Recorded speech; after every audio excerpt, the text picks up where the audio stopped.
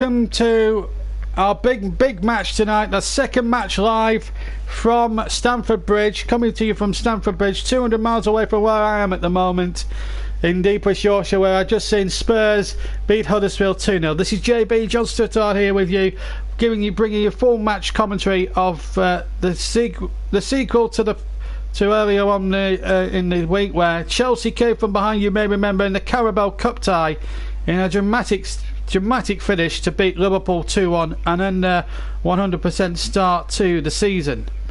So this really is a chance for Liverpool to gain some revenge. Admittedly, a few of the big players weren't involved on Wednesday, but today they are very much involved. And in the commentary box down 250 miles away in the posh side of London in the King's Road, installed very firmly in the commentary box, all set to go with the team news. Here's CW, Chris Whiteman. Good afternoon, CW. Good afternoon, everyone. Welcome. We're in for quite the titanic clash at the top of the table. The current top two. Obviously, Manchester City have jumped to the top of the table, but the recently deposed top two facing off against one another. So I've got some team news for you. The news is fresh off the press, all of a couple of minutes. So we'll start with the home side. Chelsea in goal, keeper, obviously. I mean, where else would you find a keeper? Back four, they're playing in a 4-3-3 formation, flat 4-3-3, traditional, old school. I like it. You've got Alonso, Rudiger, Luiz and Azpilicueta as the back four from left to right. Then the midfield three of Jorginho, Kante and Kovacic as the flat three, and then up front, the front three, either side of Olivier Giroud, who is spearheading the attack, is Eden Hazard on the left and Willian on the right. So plenty of pace, power and skill up front there for Chelsea. As for Liverpool, obviously smarting from that annoying and first defeat of the season in the League Cup only a few days ago. They also going with a traditional flat 4-3-3. So in goal is for Liverpool is Alisson, then a back four of Robertson, Gomez, Van Dijk and Alexander-Arnold. Then the flat midfield of James Milner, Gini Wijnaldum and Jordan Henderson. And then up front, Roberto Firmino, or Bobby Firmino as Liverpool fans like to call it, in the middle with Mane on the left and Salah on the right, former Chelsea man of course. So plenty of subplots obviously on the bench for either side. Obviously Daniel Sturridge scored against his former club in the Cup. He finds himself on the bench for Liverpool. The rest of the bench players for Liverpool is Fabinho, Naby Keita, Moreno, Mignolet, Sakiri and Matip. As for Chelsea, their substitutes bench Fabregas, Barkley, Caballero, Moses, Zabacosta, Gary Cahill and Alvaro Morata. So plenty of quality on display tonight or this evening. But I'm going to hand you back over to John Stuttard now, who's going to talk to you about what's happened earlier in the day. And then in about 15 minutes' time, we will cut back for kick-off for the biggest game of the day, I think, in terms of quality, which is Chelsea-Liverpool. Over to you, John. Yes, as Chris said, we'll be back in about 10 minutes for the commentary, so we'll be back well in time for kick-off. Right, anyway, before we move on, before we get to that, we've got a 10-minute period, so let's go and check the full classifiers from England, Scotland, Wales and Northern Ireland. Let's start, as ever, as we do every other week, with the Premier League. Arsenal 2, Watford 0. Chelsea against Liverpool is our late game this evening with Chris. Everton 3, Fulham 0. Huddersfield 0, Tottenham Hotspur 2. Manchester City 2, Brighton 0. Newcastle 0, Leicester City 2. West Ham United 3, Manchester United 1. And Wolverhampton Wanderers 2, Southampton 0. Sky Bet Championship, Birmingham City 2, Ipswich Town 2. Blackburn Rovers 2, Nottingham Forest 2. Bolton Wanderers 1, Derby County 0. Brentford 2, Reading 2. Hull 1, Middlesbrough 1. Millwall 2, Sheffield United 3. Norwich City 1, Wigan Athletic 0. Preston North End 2, West Bromwich Albion 3. Rotherham against Stoke City is an evening kick-off at 5:30. Swansea City 3, QPR 0.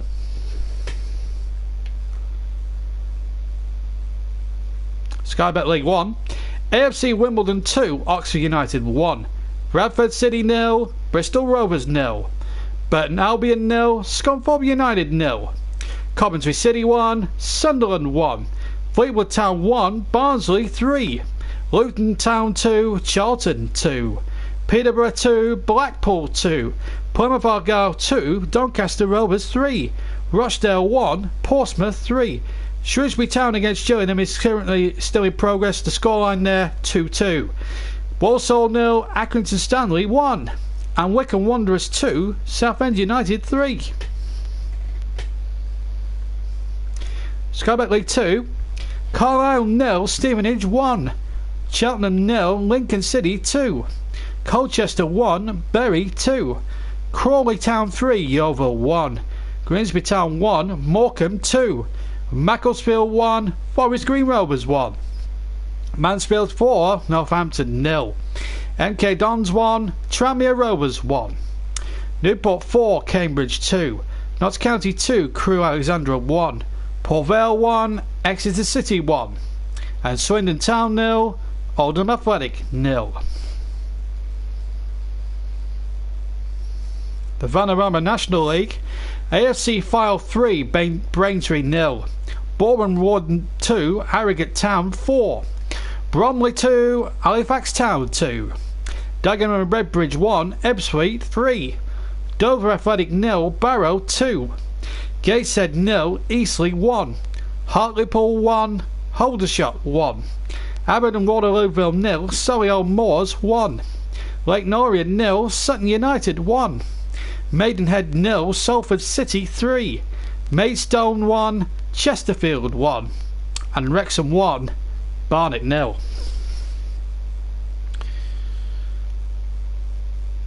And now into Scotland with the Ladbrokes Premiership. Celtic 1, Aberdeen 0, Hamilton Academicals 0, Dundee 2, Hearts 2, St Johnstone 1, Kilmarnock 3, Motherwell 1, and St Mirren 0, Hibernian 1. Ladbrokes Championship, Alloa 0, Falkirk 2, Dundee United 1, Ross County 5, Inverness 0, Queen of the South 0, and Greenock Morden 1, Ayr United 5. Ladbrokes League 1, Arbroath 3, Airdrie 1, Brechin City 1, Stranraer 1, Dumbarton 1, Raith Rovers 5, East 5-2, Stenhousemuir 0, and Montrose 2, Forfar Athletic 2. Ladbrokes League 2, Albion Rovers 3, Stirling Albion 0, Annan Athletic 1, Peterhead 3, Bury Rangers 2, Clyde 3, Edinburgh City 1, Cowden Beef 0, Elgin City 2, Queen's Park 1. JD Welsh Premier League in Wales, Aberystwyth Town 0, Barry Town 1, and Connors Quay 3, Carmarthen Town 1. And Danske Bank Premiership of Ireland, Northern Ireland that is, Cliftonville 3, Ards 1, Glenarvan 2, Dungannon Swiss 1, Institute 1, Crusaders 4, Linfield 2, Ballymena 1, Newry 1, Coleraine 1, and finally Warren Point Town 1, Glentoran 1. So let's see how that affects things. So that's all the full-time results. I think the game that was in progress finished 2-2 in League 2. So this is the top of the Premier League at the moment as things stand. Manchester City's Hampton win over Brighton puts them top by a point from Liverpool and Chelsea, who play off in our live match later. Hello Tattoo Terrier. Tottenham and Arsenal are 4th and 5th respectively. Spurs move into the top 4 with our winning our earlier match this afternoon. Watford in 6th place, doing still remarkably well despite being beaten by Arsenal. And Leicester into 7th, Wolves into 8th, and Manchester United at the moment standing a lonely 10th place at the moment in the table there. And at the bottom, the big winners today really at the bottom of the table were West Ham United, who beat Manchester United of course by 3-1. They move up from 17th to 13th. Brighton and Southampton all go down. Brighton, so too do Fulham and Burnley, 2 points above the bottom 3, which are Newcastle, Cardiff City and Huddersfield Town, who are now rock bottom with a -13 goal difference. Everton as well with their victory move up to 11 above Crystal Palace. So that's the situation in the Premier League. Let's look at what's happening in the Sky Bet Championship very, very quickly. At the top of the table, West Bromwich Albion lead the table by a point from Leeds United, who are in second place. Middlesbrough then in third, only on goal difference. Sheffield United as well, they're also on 19 points in fourth place, again on goal difference. Then come Norwich and Brentford, who are surprising a lot of people this season. Swansea, Wigan, Derby, Bristol City, Nottingham Forest and Sheffield Wednesday completing the top 12 there. But there's a 5-point gap from 12th up to first, which is quite staggering really. In fact, you could say from 14th onwards. As Blackburn and Bolton also have 15 points in 13th and 14th. Villa then come next in 15th. Birmingham starting to creep up a little bit, picking up points as they go along. They're in 16th. But at the bottom, it's where it gets interesting. Preston, rock bottom, 5 points, 3 points from safety. Millwall and Ipswich in desperate trouble themselves. But they're not alone, because Rotherham, Stoke, Reading and Hull are still in a bit of trouble. Millwall a little bit unfortunate to lose this afternoon by 3-2, but Preston, well, what do they have to do? Alex Neil, probably a man under pressure there at Deepdale, having lost this afternoon 3-2 to the league leaders West Bromwich Albion. So let's have a look at what's happened in the Sky Bet League One. Let's just have a look at the top of that. In a second, here we are. Portsmouth are the new leaders, 1 point ahead of Peterborough. Doncaster, Sunderland, Barnsley and Charlton in the playoffs. And what about a special mention to Accrington Stanley, 8th place with the lowest budget in the Football League. Unbelievable. At the wrong end of the table, Plymouth still rock bottom with 3 points. Then come Oxford with 5. Bradford third bottom with 7. Gillingham completing the bottom 4 with 7 points as well. Only inside that on goal difference, Shrewsbury, Wickham, Bristol Rovers and Rochdale all anxiously looking over their shoulders as well. Coventry and Southend starting steadily enough as far as they're concerned. Into Sky Bet League 2, Lincoln City still the leaders, 3 points ahead of Newport in second place. Then come Exeter with 20 points in third. The playoffs are occupied by Stevenage on 18 points, Colchester and Oldham on 16 points each, with Colchester 5th and Oldham 6th on by the way of goal difference. Forest Green Rovers are into the also have 16 points, and also Bury, Swindon, Crawley and Carlisle all have 16 points. And that's a very tight picture. Yeovil not far behind either, well, in 12th place with 15 points. At the wrong end of the table, a welcome win really for Morecambe, because they really were struggling at the bottom of the table. That's probably one of the biggest results in League 2, certainly at the bottom of the table. We'll cut to the bottom of the table, and in fact Morecambe now on to 9 points. They're now 4 points above that drop zone, and they've still got a ground to make up to Tranmere in 16th place. But it's a bit tight there from 17th down to 24th there, with quite a number of points there, probably about 6 or 7 points separating the bottom 7 or 8 clubs there, and it's going to be a right old tussle. Notts County have hauled themselves out of trouble into 22nd place, with Grimsby Town and Macclesfield now in the bottom 2.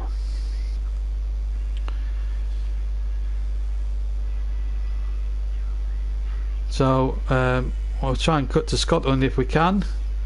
Let's have a quick look at Scotland. No, I don't think we're going to look at Scotland. Are we going to look at Scotland? Yeah, Ladbrokes Premiership just quickly. We will round up the National League as well later on in the programme. So Hearts are top by a good 5 points ahead of the City rivals Hibernian, who have 14 points in second. Kilmarnock still up there on 13 points. Celtic trying to get back in contention with 13, but still 6 points off the pace. Rangers now dropped to 5th, but will be playing tomorrow against Livingston, and then Aberdeen, St Johnstone, Hamilton Academicals, Motherwell and St Mirren 10th and 11th, but it's too close for comfort down there, and Dundee rock bottom at the moment. So there we are. That's all the contentious issues to be sorted out from the 3 o'clock kickoffs. We're now 5 minutes away from kickoff, and the tension really is building here at Stamford Bridge for what will be a massive game here between two sides who who really sucked it out terrifically well. Certainly the first half in that Carabao Cup match was very, very cumbersome, and it took a while to get going, but in the second half it all kicked off. The substitutions were key. Eden Hazard, the match winner, with one of the goals of the season in my opinion, and I had the great pleasure of describing that for you at Anfield. But the man who's going to have a pleasure in a minute or two, he's preparing in the commentary box, is Chris Whiteman. He will be joining him in just a second or two for full match commentary. But the teams will be about to come out any second from now, and what a game it really does promise to be. Remember, Manchester United of course incurred the worst start to a league season for many years. Beaten, not just beaten but thrashed. But interestingly enough, West Ham, after their awful start, in the last sort of 5 days alone, if you include the 8 goals they scored in the Carabao Cup, they've scored an aggregate of 11 goals and have only conceded 1 goal. 11-1 in their final 2 games played at the London Stadium. That is unbelievable. Can you believe that? But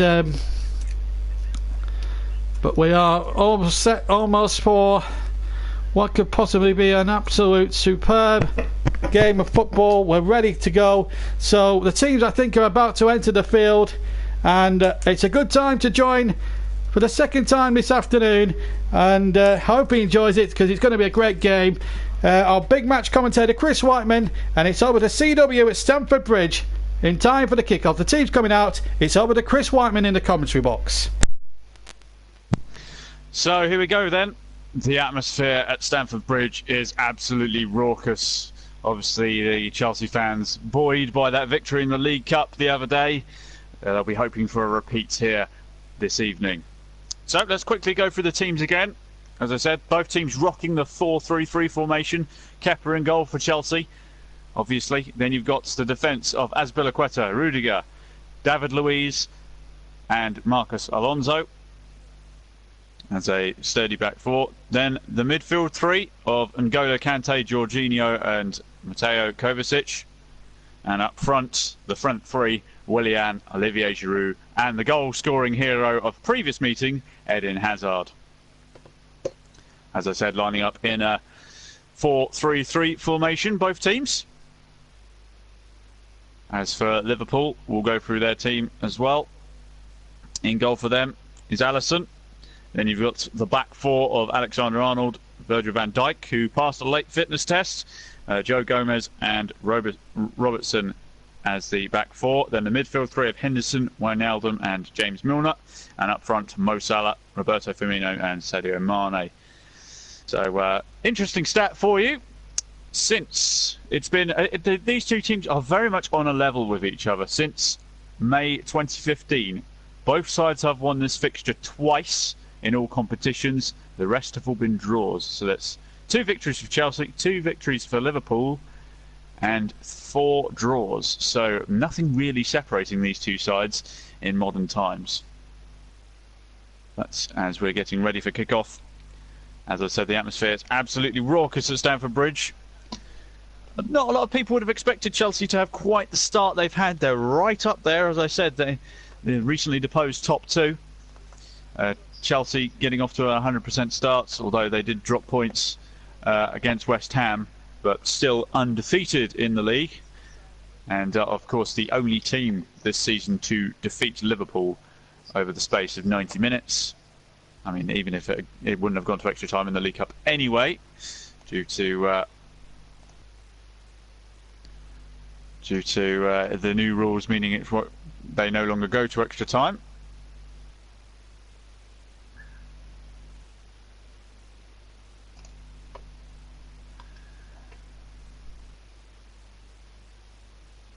As we get ready for kick-off. So I'll just go through the last few meetings. Obviously, the last 2 meetings, funnily enough, have both gone in favour of Chelsea. Obviously, Chelsea won back in May, 1-0 in the Premier League, and obviously the other night in the League Cup. The 2 games before that were both 1-1 draws, both at Anfield. I say both at Anfield, Liverpool Chelsea in January and November. So, yeah, both in the same calendar year. And then there you have to go back to September 2016 for Liverpool's last victory over Chelsea. So, a bit of a trend to buck here. as we get underway. Chelsea attacking the goal to our left, Liverpool attacking the goal to our right. So Liverpool attacking the goal which all their fans are behind in the first half. Whether that will be class and advantage, we shall soon see. As Virgil van Dijk, first action of the half is to first action of the game, should I say, is to lump the ball into row Z at the halfway line, and it's thrown in on that far side.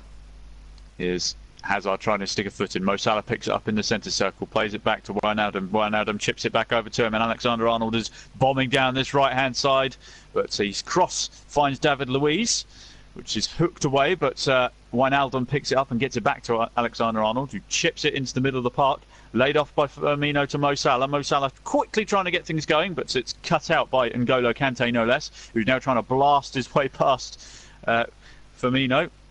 Has to go back, though, to Willian now. Willian now taking it into the centre circle, bringing it over the halfway line, bringing it out to Hazard on this near-side touchline.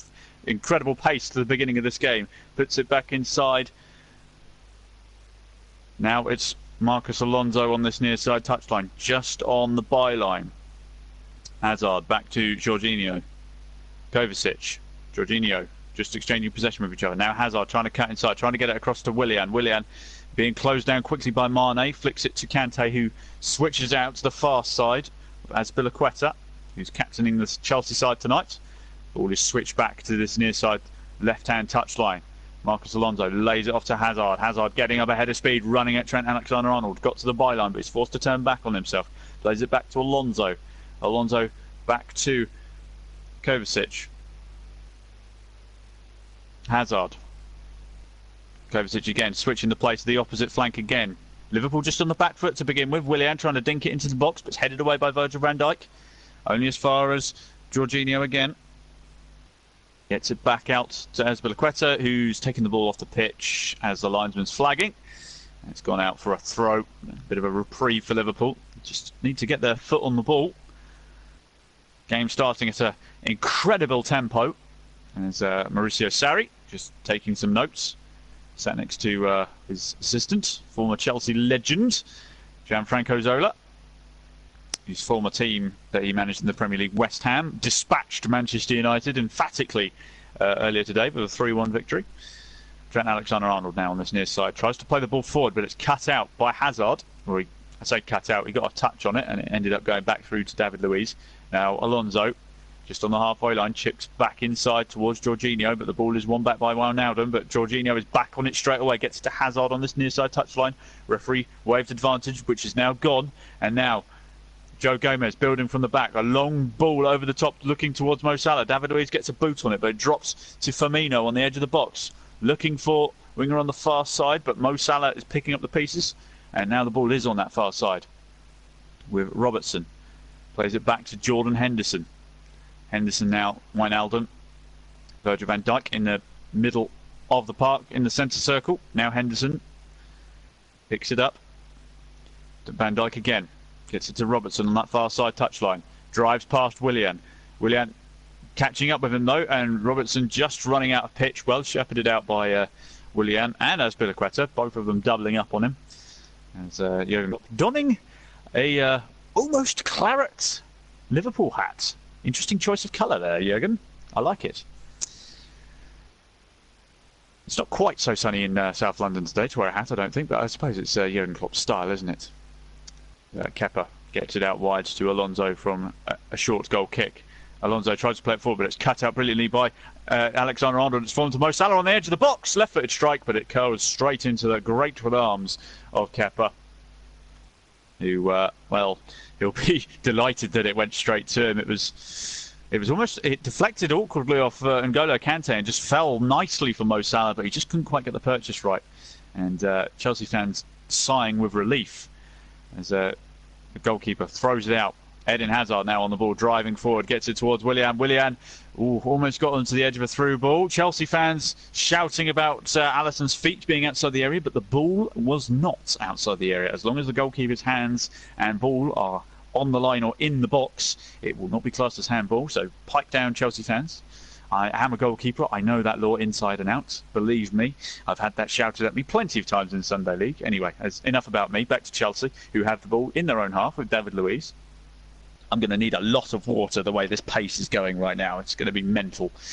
As the ball goes up in the air in the centre circle, and the ball is won back by Liverpool. Jordan Henderson putting his foot on the ball and just getting it back to Robertson. Now Virgil van Dijk on the edge of his own box. Switches the play to this near side of Alexander-Arnold, looking to run forward, looking for Mo Salah, who's standing in an offside position, which has been flagged. And it's a free kick to Chelsea.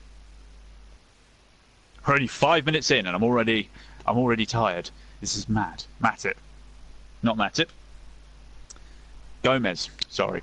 I should know this. I've studied the lineup. I don't know why I said Matip. Anyway, it's on this near side with Liverpool, just inside the Chelsea half. Gini Wijnaldum just sort of floating around a bit, being forced backwards though by Eden Hazard of all people, doing defensive duties. Alexander-Arnold bustling past him, but running into traffic as he runs straight into Azpilicueta. Forced to go backwards all the way back to Jordan Henderson in the centre circle. Now the boring James Milner, so people would like to think. Plays it out wide to Robertson. Robertson with Mane just 1-2, keeping possession away from Willian. Back to James Milner. Milner then playing it all the way back to the kick-off spot with Joe Gomez. Now Wijnaldum again.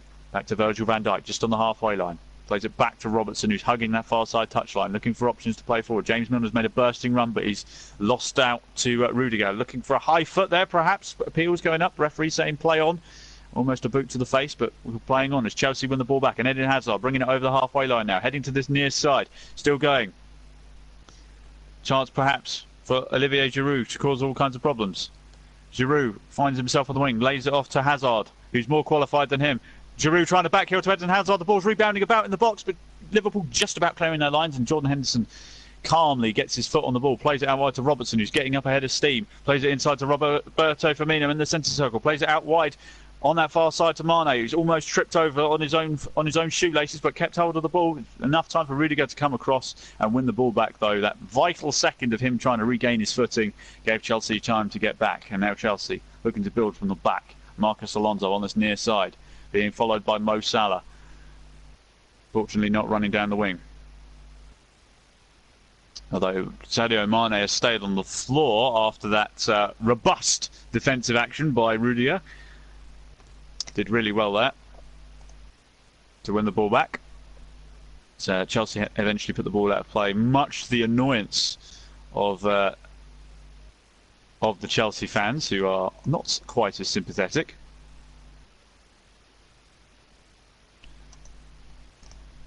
Just waiting for play to resume.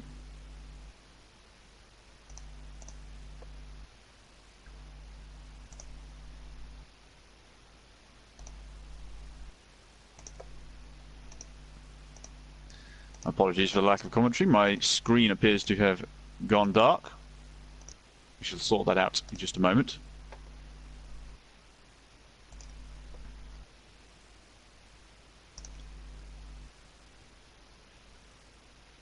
So what are everyone's thoughts on the start of the game so far? It's been a frenetic pace, I've got to say. Struggled to keep up with it, as does the internet evidently.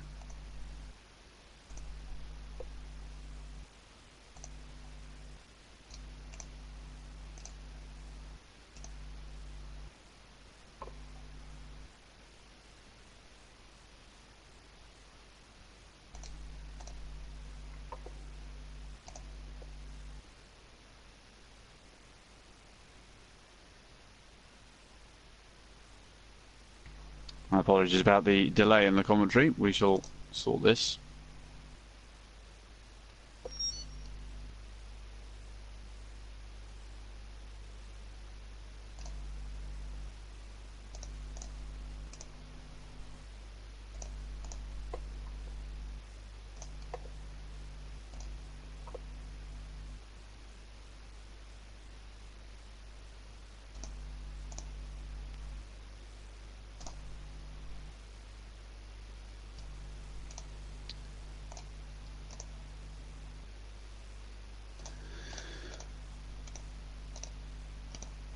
Just going to have to bear with me, folks.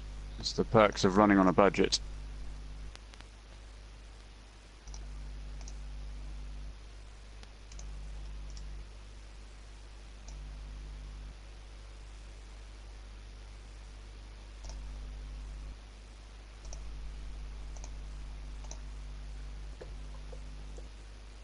Well, I can tell you the possession stats for the moment. It's very much in Chelsea's possession, 63%.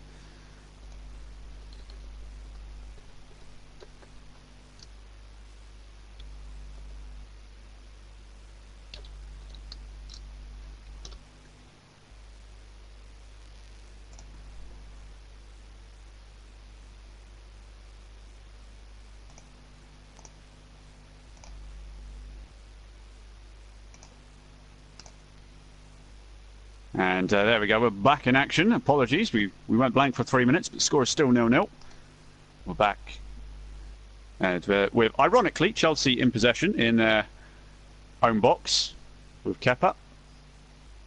So we didn't really miss too much, fortunately. So apologies about that brief blackout. But as I said, the game is going at such a frenetic pace, my internet broke. As it does.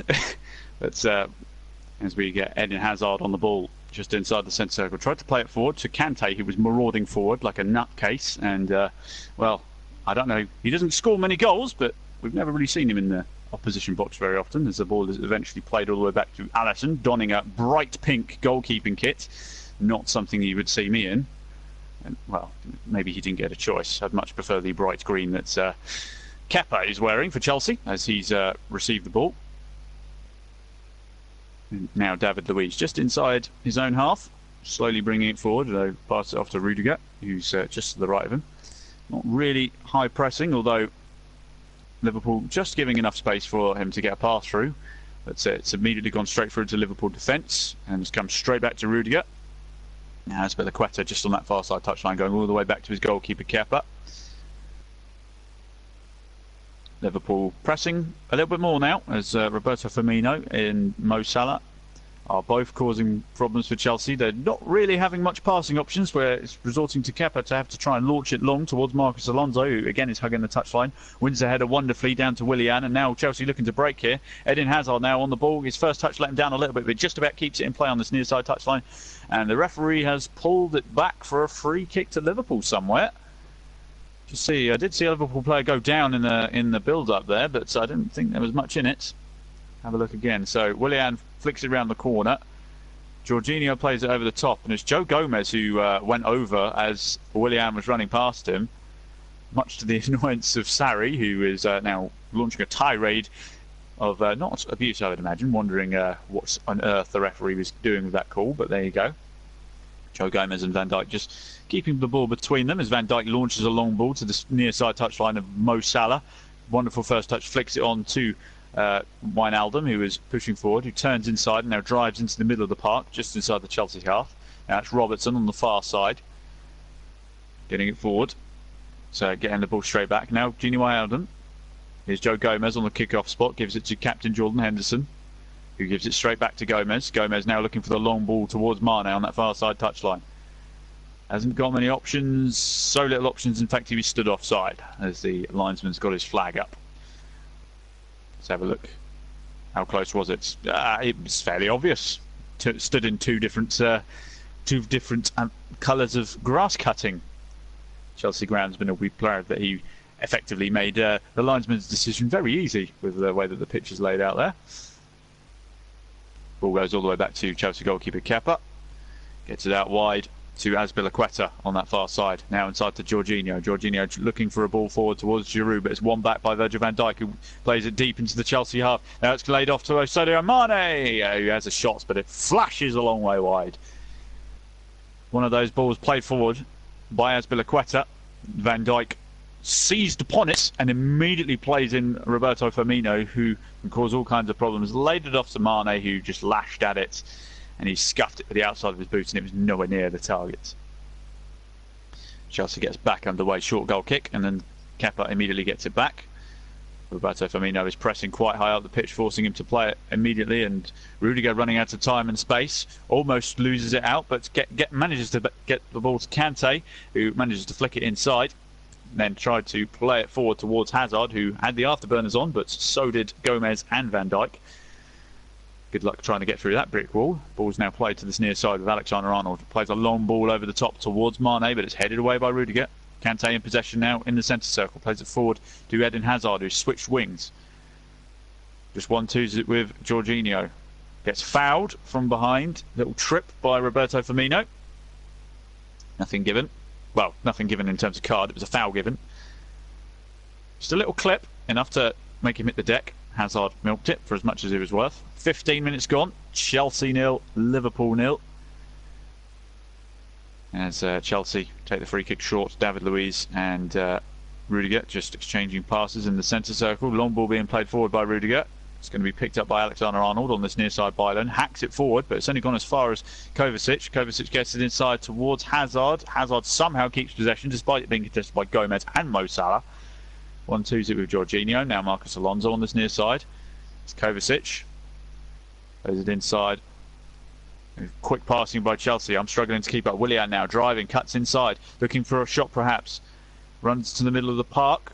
Runs out of space, lays it off to Kante. Kante being forced to go backwards to David Luiz. Luiz plays it back across to Rudiger. Rudiger pinging it straight back to this near side touchline with Hazard. Hazard flicking over the head of Alexander-Arnold towards Marcos Alonso. Running out of pitch though, towards the corner flag it goes. Alonso just about keeps it in play, but he's ended up trying to get it back to Hazard and has hooked it out of play.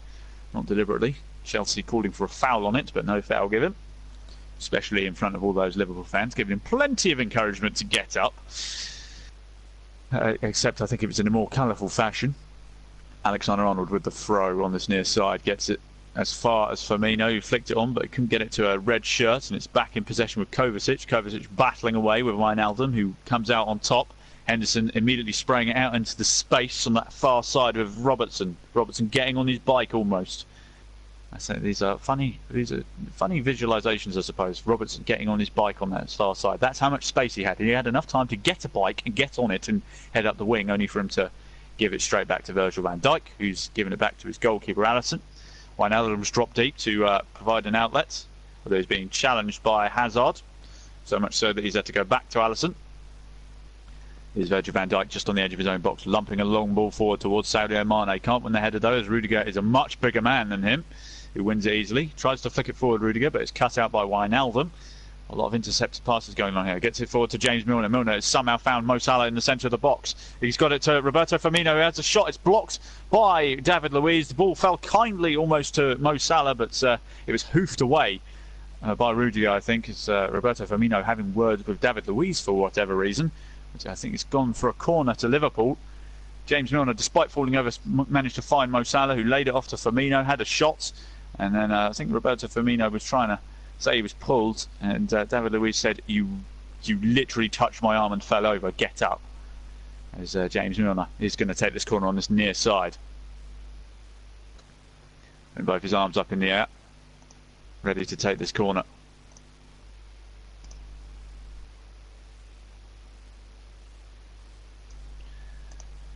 As just waiting for referees, having a few discussions.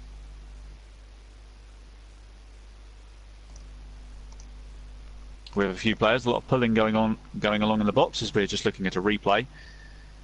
There's a debate whether was Mo Salah offside? No, he wasn't. Not even close.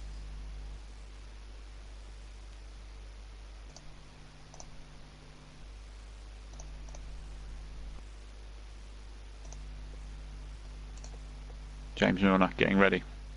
James Milner getting ready. Waiting for the signal. Delivers the ball towards the penalty spots. Virgil van Dijk's there to meet it, but it's headed immediately away by Marcos Alonso. Headed back in to the danger zone by Virgil van Dijk, but it's gone straight through to the goalkeeper Kepa, who launches a long drop kick down the field as Eden Hazard was really motoring. He's still got the ball on this near side touchline, just in line with the byline. He's been forced backwards by multiple red shirts, and he wins a throw excellently off James Milner, who was charging across to help. Knew that he was a bit of a danger. Obviously, you don't want to give Eden Hazard any kind of space. They know firsthand what happens when you give him space. He scores cracking goals. He can be world-class quality when he wants to be, Eden Hazard, as Marcos Alonso comes up to take this throw. Nearly 19 minutes gone. Throws it into Hazard. Hazard throws it back to Alonso. Alonso crosses it, but it's immediately hacked away by Van Dijk. The ball is smashed back into the box, into the feet of Olivier Giroud, who played it brilliantly back to Willian. Almost thought he was offside.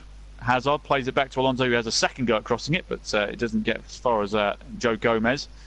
Gomez wins it back, plays it wonderfully to Milner. Milner, who flicks it around the corner now. There's a foot race on between Mane and Rudiger. It's played all the way back to the Chelsea goalkeeper, and he plays it into N'Golo Kante, but had a lot of fire on that pass, and now Chelsea on the back foot as Mo Salah trying to bring it forward. Deflected just on the edge of the Chelsea box, been picked up by James Milner, who's brought it to the near side touchline. Trent Alexander-Arnold now inside the Chelsea half. Jordan Henderson plays it back to Van Dijk. Henderson shouting at his teammates, you need to give him more options. Maybe even at James Milner. I'm not even sure who he was shouting at, but he was barking orders at someone. Meanwhile, that Liverpool being forced backwards, all the way backwards to their goalkeeper Alisson,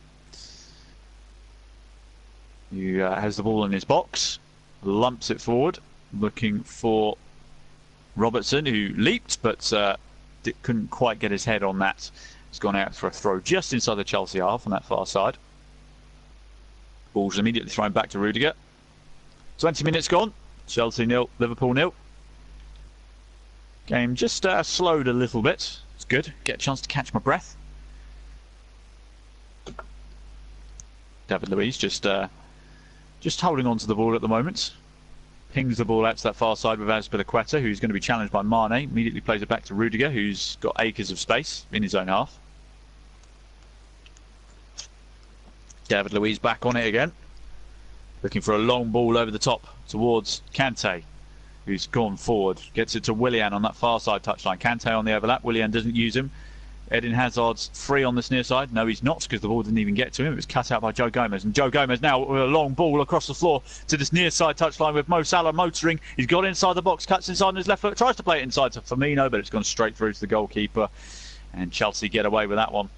It's just amazing how quick Alexander-Arnold immediately got a foot on the ball, looked up, saw Mo Salah with the afterburners on and just went, right, playing it in. Mo Salah then cuts inside on his left foot, just inside the Chelsea box. I'm not sure if it was a pass looking for Firmino or a weak left-footed shot. Either way, it went straight through to the goalkeeper, and Chelsea just need to be careful here. They're giving Liverpool opportunities to get forward. They just need to, be a little bit more awake, because Liverpool can just bang one pass and they're in. Much like David Luiz playing a long ball over the top to Willian, who's got acres and acres of space. He's beaten the defence, but somehow Alisson comes flying out with his goal, gets two hands on it. A terrific save. Danger's not over yet, though. The ball hasn't been cleared yet. Ball played out by Joe Gomez, but it's cut out by Marcus Alonso. Chelsea still have the ball in the Liverpool half. Talking about these cutting long balls over the top, as David Luiz perfectly executed one there to Willian, but it almost worked. As Kovacic tries to backheel it to Eden Hazard. Doesn't quite work. It's Henderson on the ball now. James Milner just getting a foot on the ball. Just want to slow things down just a touch as Chelsea look to up the tempo again. Gets it to Alexander-Arnold, looking for a long ball over the top for Salah. Again cut out. Milner again picks up the pieces. Alexander-Arnold again plays it to Van Dijk in the middle of the park. His first touch was interesting, but it killed the ball dead regardless. Required a pirouette to find where the ball went, and then gives it to Gomez. Now Alexander-Arnold on this near side touchline gets it inside to Mo Salah. Mo Salah heading to the touchline now, looking for Alexander-Arnold with a good flick back.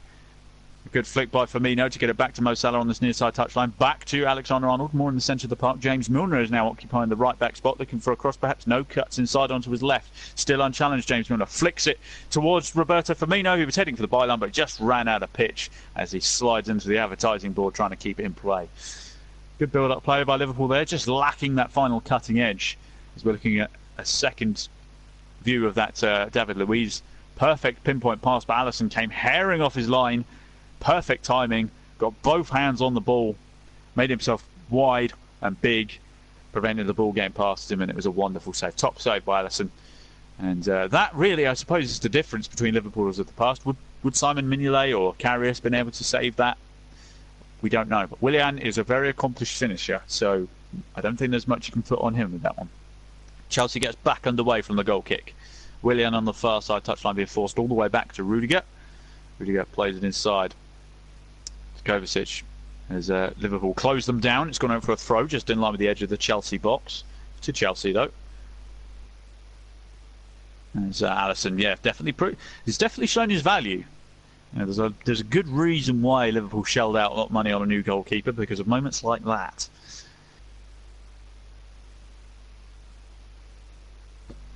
Chelsea take the throw. Azpilicueta looking for Giroud. Giroud does get his head on it, but the header lands to the feet of Jordan Henderson. Now Joe Gomez being followed all the way by Eden Hazard is being forced to push it all the way to this near side touchline, now having to go all the way back to Alisson.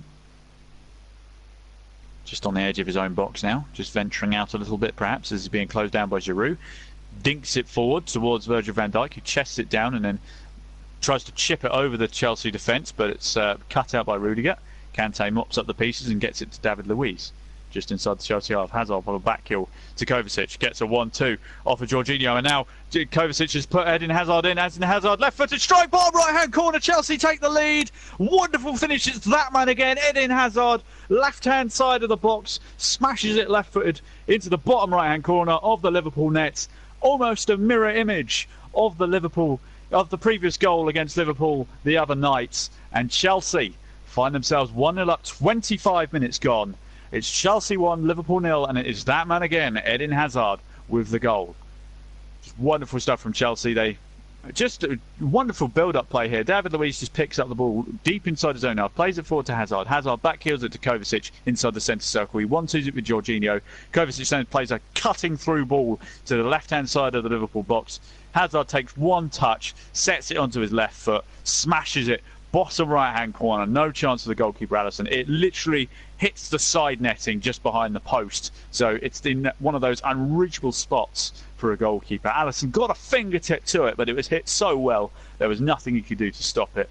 It is a well-executed finish. Sarri punches the air with delight, along with the other 40-odd thousand Chelsea fans. And Chelsea take the lead on the 25-minute mark. Not really against the run of play. Chelsea have dominated so far. It's his sixth goal for Eden Hazard this season. It's the most in the Premier League out of everyone so far. He's currently the leading goal scorer now. As Chelsea have got the ball in their possession again now, looking to build from the back. Chelsea starting to look like real contenders for the Premier League title here. I say that as Azpilicueta sells a hospital pass to his teammate, but it's won back wonderfully by Jorginho, who gets it to Willian on that far side touchline. Now Kante, posing as a winger, plays it forward to Willian. Willian gets to the byline, doesn't cross it immediately. He's got Henderson with him. He's got no support. He's running out of options. Kante is providing an option behind. It's been shown all the way back to Azpilicueta. Red shirts descending upon them. Kante again, just getting past Mane. Chelsea somehow still have the ball on that far side touchline. It's Azpilicueta again. Gets it to Willian, who's hugging the touchline. Flip-flaps past James Milner. Gets it to Kovacic. Kovacic ripping the ball in towards the box, towards Giroud, but it's hit both Giroud and Joe Gomez, and it falls kindly for Alisson to get both hands on it, catch it, and Liverpool could just breathe for a moment. It wasn't Kovacic who crossed it, it was Jorginho, sorry, but either way, a good cross. As Liverpool just need to get a foot on the ball and have a bit of control now. As Virgil van Dijk lumps a long ball out to this near side touchline. Eden Hazard gets his head on it. Goes out for a throw to Liverpool just inside their own half on this near side. Joe Gomez playing it back to Van Dijk. Robertson. Liverpool just not really able to impose their game plan on this so far. They haven't been the ones laying down the intensity. As Joe Gomez just gets past Kovacic. Now Alexander-Arnold on this near side on the halfway line, looking for Wijnaldum. Wijnaldum getting it to Mo Salah, who's heading to the byline, gets to the byline, whips across into the box. It's come back to Mane at the far post. He's got Robertson on the overlap behind him. It's come back to Mo Salah, but it's headed away by David Luiz excellently. Had to get to that. Willian gets the ball, plays it back to Alonso. Alonso lumps it forward, looking for Giroud. Van Dijk wins the header. Alexander-Arnold gets his foot on it, manages to get it to Wijnaldum. Wijnaldum manages to get a toe on it to poke it towards Alexander-Arnold, but Alonso reads it, gets it forward to Eden Hazard. Hazard has to come back on himself though, and that's a hospital pass again. This time by Jorginho, loses the ball. Now Liverpool with Robertson on that far side. Milner. Henderson in the centre circle, just inside his own half, looking for a long ball over the top towards Mo Salah, but it just doesn't quite fall to him and goes straight through to the goalkeeper, who picks up the ball and just tells his teammates to slow it down a little bit. The pace is getting a little bit high again. Rolls it out to David Luiz just on the edge of the box. Luiz immediately gives it back because Roberto Firmino is pressing. There's 5 Liverpool players pressing the ball, 6 in Chelsea's half. Robertson wins the header from the goalkeeper's kick. Wijnaldum in the centre circle, turns back on himself, but Giroud's following him all the way. Plays it back to Joe Gomez. Now Van Dijk on the far side, heading towards Robertson. Robertson hugging the touchline, cuts inside though, bringing it towards the middle of the park, gets it to Roberto Firmino in the centre of the pitch, plays it out wide to this near side to Alexander-Arnold, crosses it, but it's blocked by Alonso, picked up by Mo Salah though. Salah plays it to Henderson. Henderson back to Alexander-Arnold, hugging the touchline again. Milner goes down, referee saying free kick. Yep, free kick about 25 yards out. Liverpool looking to take it quickly. The referee's not going to allow it. As we're about to hit the half-an-hour mark. And Willian holding his arm whilst doing... also trying to do his shoelaces. Let's have a look at this. Was it a foul? Yes. Just a yes. So... referee just allowing Willian to do his shoelaces whilst having a bad shoulder by the looks of things. Jurgen Klopp looking a bit of a concerned man. He didn't want to lose to the same team twice in the space of 5 days. Not really a good motivator, as the Chelsea physios told to leave the pitch. I did not need treatment. Back you go. Much to the amusement of a lot of Chelsea fans who applaud their efforts to sprint out there only to be told to go away. Anyway, James Milner and Mo Salah are standing over this free kick. It's in line with the byline, about 25 yards out from goal on this near side. Plenty of pushing and shoving going on in the box. Referee again having another word. James Milner's ready. He's got his hand in the air. Referee is now ready for the free kick to be delivered. Blows his whistle. Mo Salah runs over the ball. Milner whips it in towards the back stick. It's headed over the Chelsea bar. Who by though? Azpilicueta perhaps? Van Dijk is adamant that it came off a Chelsea player. Let's have a look. It was. It came off Azpilicueta. Azpilicueta defensively headed it over his own bar, but for whatever reason, the referee's given a goal kick. Surely the assistant has got to see that header. Come on. That's Jurgen Klopp quite rightfully whinging at the fourth official. That is basic officiating got wrong there. But there you go. They'll probably complain about later on in the match if the score stays the same. Anyway, Chelsea take the goal kick. Obviously, they're going to be pleased to have got the ball back, and they're looking to break from the back. They play it long forward, but Van Dijk is there, hoops it back over the halfway line. There's a goodness me, a few high foots going in here and there, but it's played in by Roberto Firmino. He's got a foot on it. He's gone round the goalkeeper. Has he got it? No, it's blocked on the line by Rudiger. Goodness me, it was one pass and Mo Salah was immediately in. He rounded the keeper, but Rudiger came flying in from nowhere to get his foot on the ball that was destined for the net. Mo Salah, almost guaranteed goal there, but not to be. Denied by Rudiger. Excellent goal line clearance. Liverpool surely would have thought they equalised there, but no. Still 1-0 to Chelsea. Alexander-Arnold winning a throw on this near side touchline. Looking for options.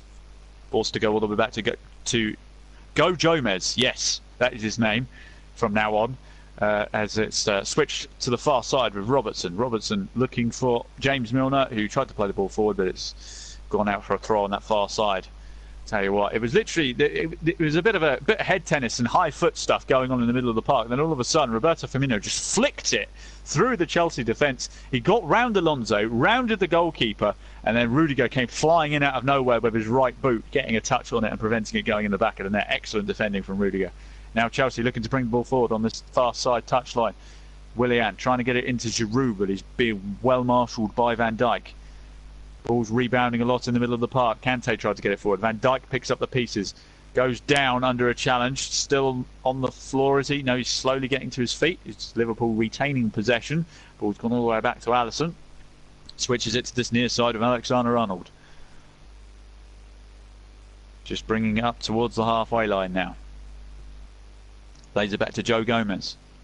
Nice to see quite a few English players in the Liverpool side, as well as Van Dijk playing a long ball over the top to the Scotsman, Robertson. Definitely not English. As plays it back to Henderson, just inside the centre circle. Plays it back to Robertson. Robertson tries to switch the play to this near side, but it's headed away by David Luiz. Second header is won by Gini Wijnaldum. But Kovacic has picked up the pieces, battling with Alexander-Arnold, but Chelsea get the ball back. Willian plays it back to David Luiz, who switches the play back to that far side with Azpilicueta. Now Rudiger.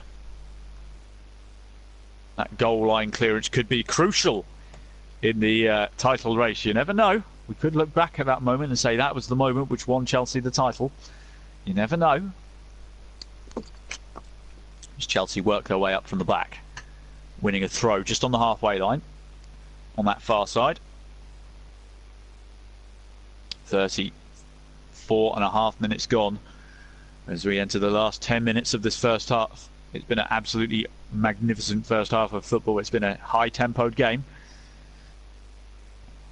Azpilicueta throws it towards Giroud, wins the first header. Can't win the second though. Mane wins the third header. Marcus Alonso wins the fourth, but he finds himself out of position as Mo Salah is advancing down that wing, and David Luiz just smartly hooks it out of play.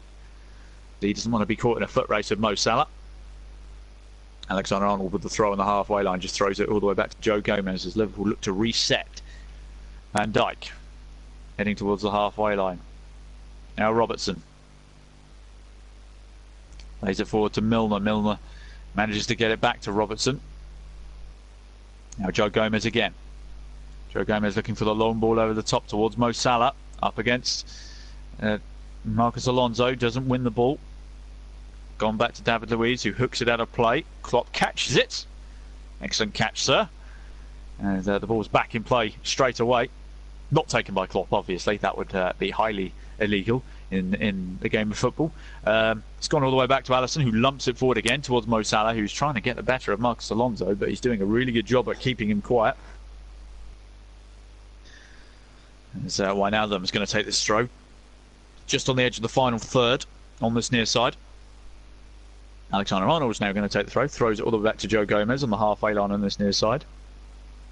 Plays to Henderson. Henderson back to Van Dijk just inside the Liverpool half. Now Joe Gomez again, playing a long ball forward towards James Milner. Manages to keep control of the ball, gets it back to Wijnaldum, who's almost occupying the right back spot here. Plays to Henderson, switches the play to Van Dijk, who's advanced into the Chelsea half. Now Mane dropped deep to receive the ball.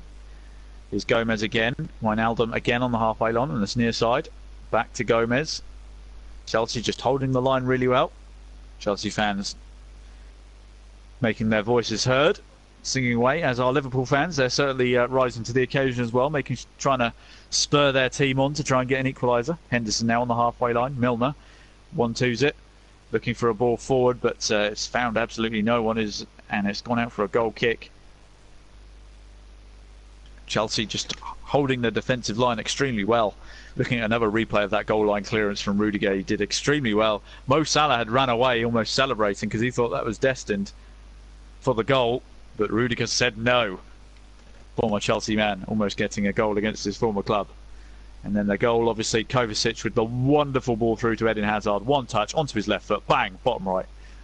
That is what separates the two sides. As the replay cuts back to Liverpool advancing down this near side touchline. A wonderful sliding tackle by Willian on Trent Alexander-Arnold on the byline of the Chelsea box.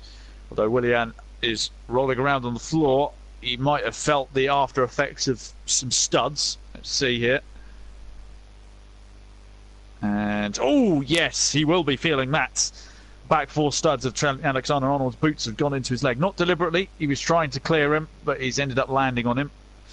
That's going to sting quite a bit. Willian saying, surely that's a foul. Actually, I said it was a great sliding tackle. Not in the eyes of the referee. It wasn't. He's given a free kick. So there's a free kick. It's basically on the byline on this near side of the Chelsea box. I thought it was a good tackle, to be honest. But for whatever reason, the ref's given a free kick. If anything, it should have been a free kick the other way based on the studying that Willian's just taken. But there we go. James Milner's standing over the ball, as is Mo Salah. Mo Salah's taking it short to Trent Alexander-Arnold, who's waiting on the edge of the box. Whips it in towards the back stick, headed back into the danger zone by Gomez. And Van Dijk can't get his head on it. And now Chelsea looking to break away on the counter-attack. Eden Hazard gets fouled straight away. That's a bit of a scab that's going to form there as Mane goes into the book for that striker's challenge. A bit of blood has been drawn by that challenge. Let's have a look here. I say that there was a bit of blood drawn. It's more a case of those scuffs were already there. Just the cameraman decided to highlight that point. Maybe the cameraman's a Chelsea fan trying to go, "Oi, you injured him." He hasn't. So, a yellow card to Sadio Mane. That is, I tell you what, that's a rather nasty scuff on Hazard's knees. I know what they feel like. 39 minutes gone. Chelsea 1, Liverpool 0. Long kick forward by the Chelsea goalkeeper. Can't quite keep it in possession. Tomorrow's game being advertised here. Cardiff against Burnley. That will be covered by our good friend JB on this channel tomorrow. As Liverpool looking to break on the far side. Quickly switched by Van Dijk to Robertson, but Robertson's avenue of marauding forward is closed down by Azpilicueta, but he finds Mane on that far side. Mane up against N'Golo Kante. Good luck. Switches it smartly towards Trent Alexander-Arnold, but Eden Hazard has jumped like a salmon to take that off of Alexander-Arnold, but it's gone out for a throw in Liverpool's favour, deep in the Chelsea half. They take it quickly, goes straight back to Gomez. Gomez gets it to James Milner. Ball still in the Chelsea half. Now on the far side with Robertson. Robertson back to Milner. Just inside the Chelsea half. Milner looking to switch the play again to Trent Alexander-Arnold. Hazard following him all the way. Forced to go back to Gomez. Gomez plays it forward to Wijnaldum. Wijnaldum back to Mo Salah now. Gini Wijnaldum backhills it towards Mo Salah on the edge of the box. Has found a wonderful... Oh, and I was going to say he's played it on a wonderful ball to Firmino, but for whatever reason Firmino ended up sliding on his knees towards it, and it's gone out harmlessly for a goal kick. It was wonderful build-up play again by Liverpool. Just Wijnaldum with the wonderful back heel. Mo Salah just chipping it into the box, and Firmino just kind of... I know it had a little bit of heat on it, but he could have thrown himself at it a bit more. He might have reached it, but he just kind of gave up on it.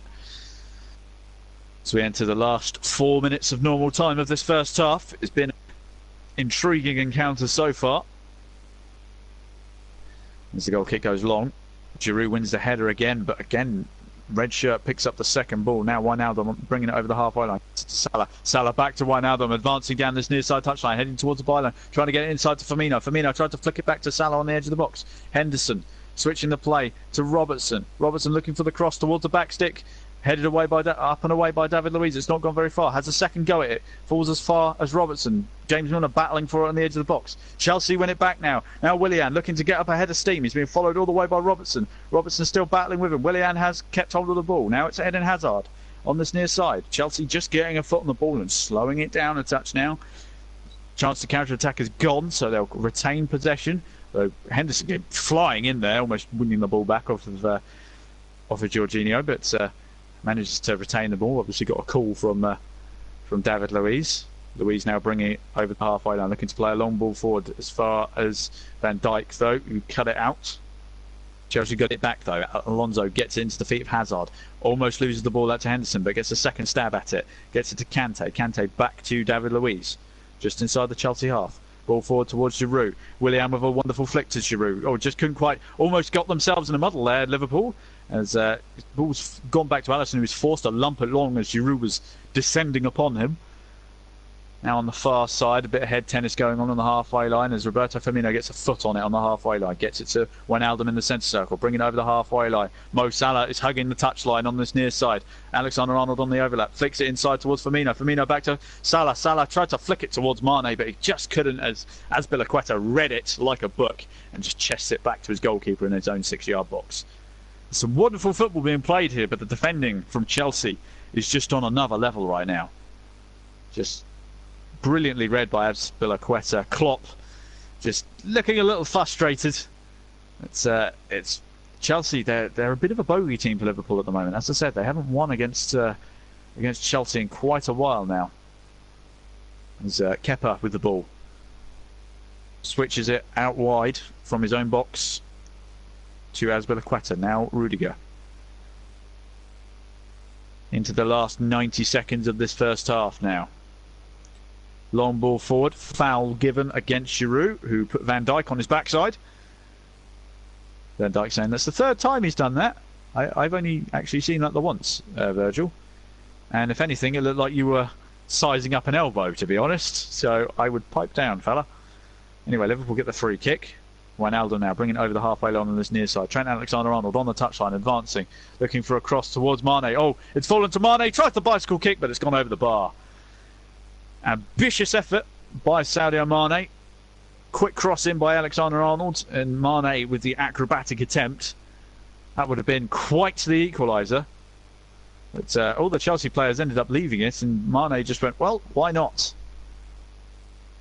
Just bounced off his thigh, landed kindly for a bicycle kick, but that's gone over the bar. As Robertson was actually shouting for the ball, he was completely free on that far side, but Mane obviously didn't see him.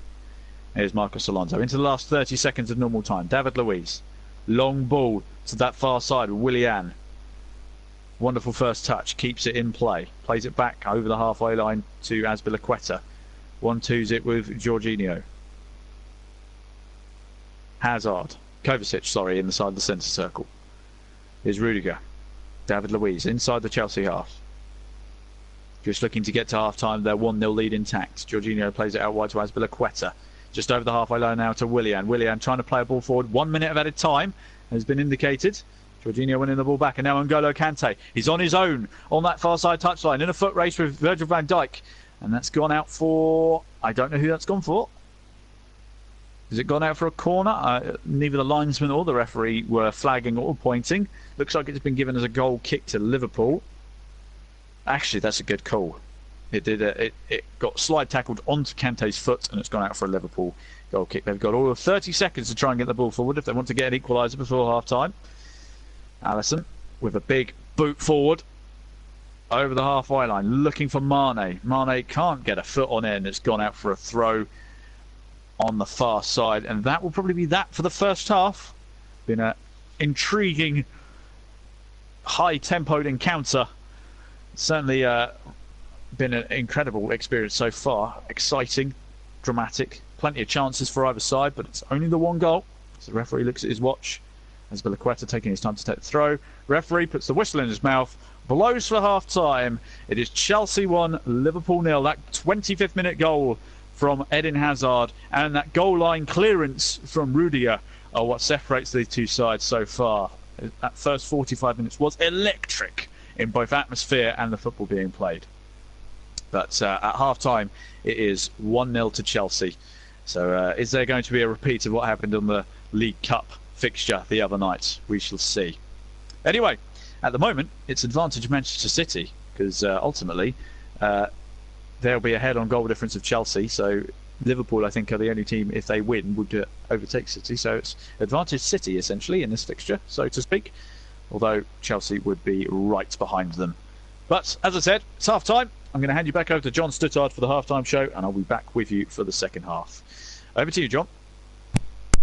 Thank you, Chris, and we're still here at Huddersfield. Well, I've been watching. We're back up and off. Well, we've been watching earlier today Huddersfield against Tottenham. Tottenham winning by 2-0. But a great first half there down at Stamford Bridge, and Chelsea really taking Liverpool to the cleaners once again, and Eden Hazard once again showing his prowess in front of goal. And yes, I do concur, that was a great clearance by well, and it did look as if it was by Rudiger, rather. It did look as if Salah was in there for the equaliser, but he wasn't going to have any idea. But Rudiger already had other ideas. Right, anyway, let's get some reactions some of the 3 o'clock kickoffs, because we've got 15 minutes to fill, and I'm sure you don't want to be listening to me all night. So what we're going to do is play some interviews from this afternoon, and we're going to start with our match from our 3 o'clock game from earlier today. Tottenham winning 2-0.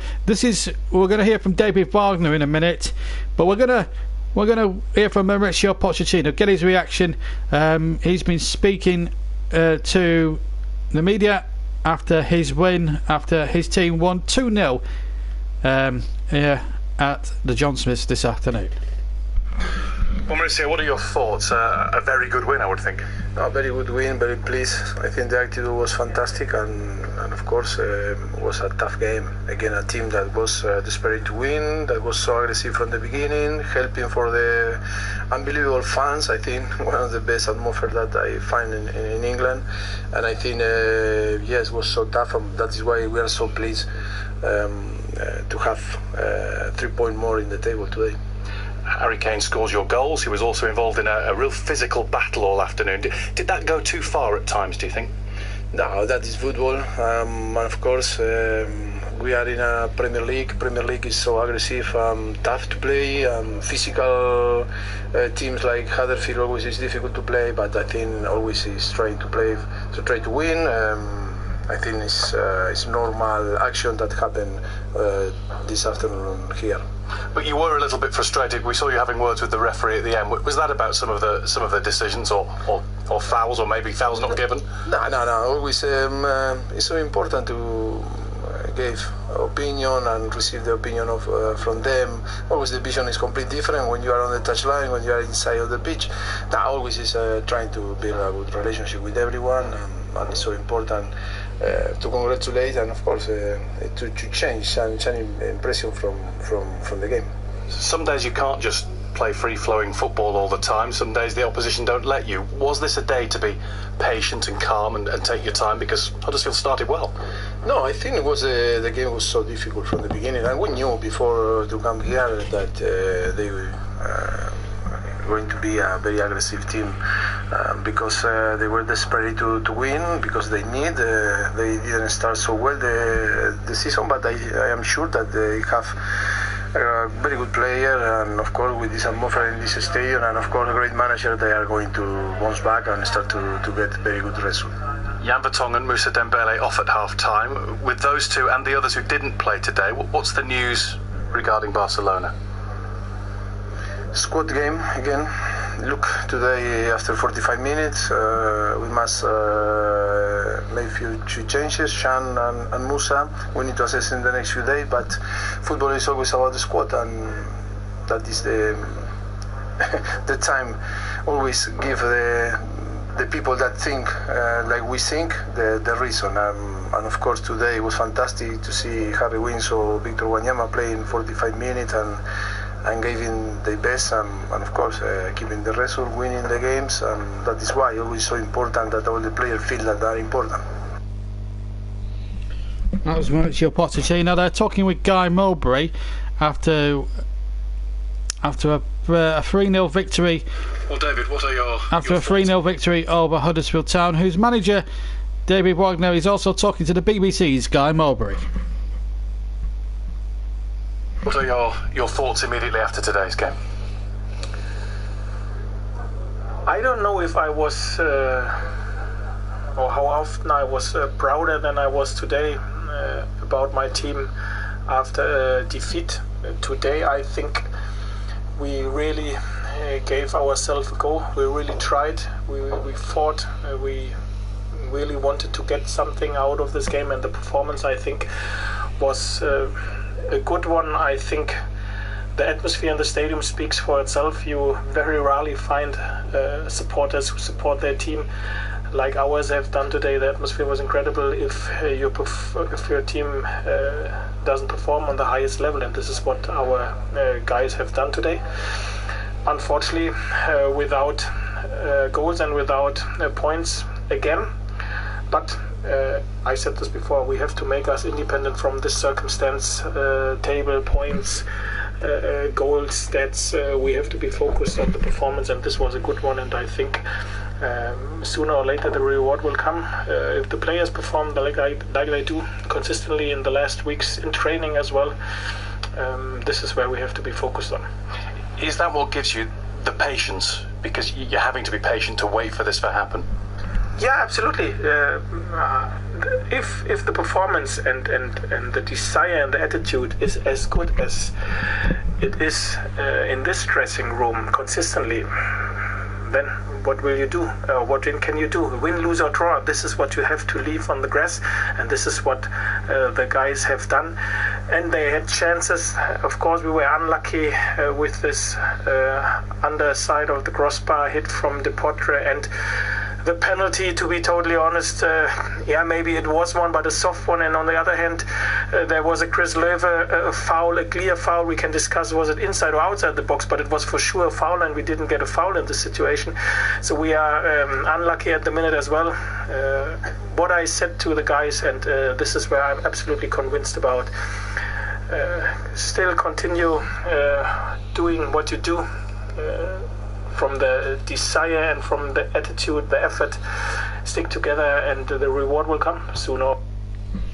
Yes, that was David Wagner after Huddersfield's 2-0 defeat against Spurs. Right, anyway, the big story was earlier today at the London Stadium, where West Ham United thrashed Manchester United 3-1, and it means it compounds Manchester United's worst start to a league campaign for 29 years. 29 years, so 1989. This was the season where Ferguson nearly got sacked, and it was the year also they won the cup. But that was their worst start to a league season in 29 years. And you're going to hear the whole Jose. We're going to give you the whole 4 minutes 19 of this Jose Mourinho interview, because obviously he's had a lot of. It's a lot of. He's had a lot of things to say recently, Mourinho. Well, let's see what he had to say to Jonathan Pearce after Manchester United were beaten 3-1 at the London Stadium this afternoon. Jose, always difficult to come in when you've lost a game. How can you? How can you explain your feelings right now? My feelings were that I felt that it was important for us to have a positive start, because when you come here and you feel the team a little bit, I don't say shaking, but a little bit with lack of confidence, it's important to have a good start.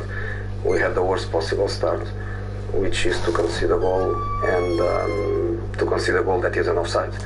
If this goal happened last Tuesday, the VAR would say is offside, is not a goal. But the linesman made that mistake, and we were punished with a goal. After that, we have a positive reaction. We have a few good arrivals. I think Lukaku hit the post. If not, maybe my perspective is not the best, but I think he hit the post. We had good situations over there, and then you can see the goal that is a kind of goal that is a little bit ridiculous to concede, because it's an own goal, but it's an own goal where Yarmolenko is in the box. Everybody knows that he's left-footed. We have Matic one-on-one on him. We have Luke Shaw and Lindelof immediately a couple of yards after, and we are not able to stop a shot, to make enough pressure on the ball. Things that their central defenders, they did all the time. They did all the time for the whole match. Plus Obiang and Rice, they fought to try to keep that clean sheet. We go to half-time with 2-0.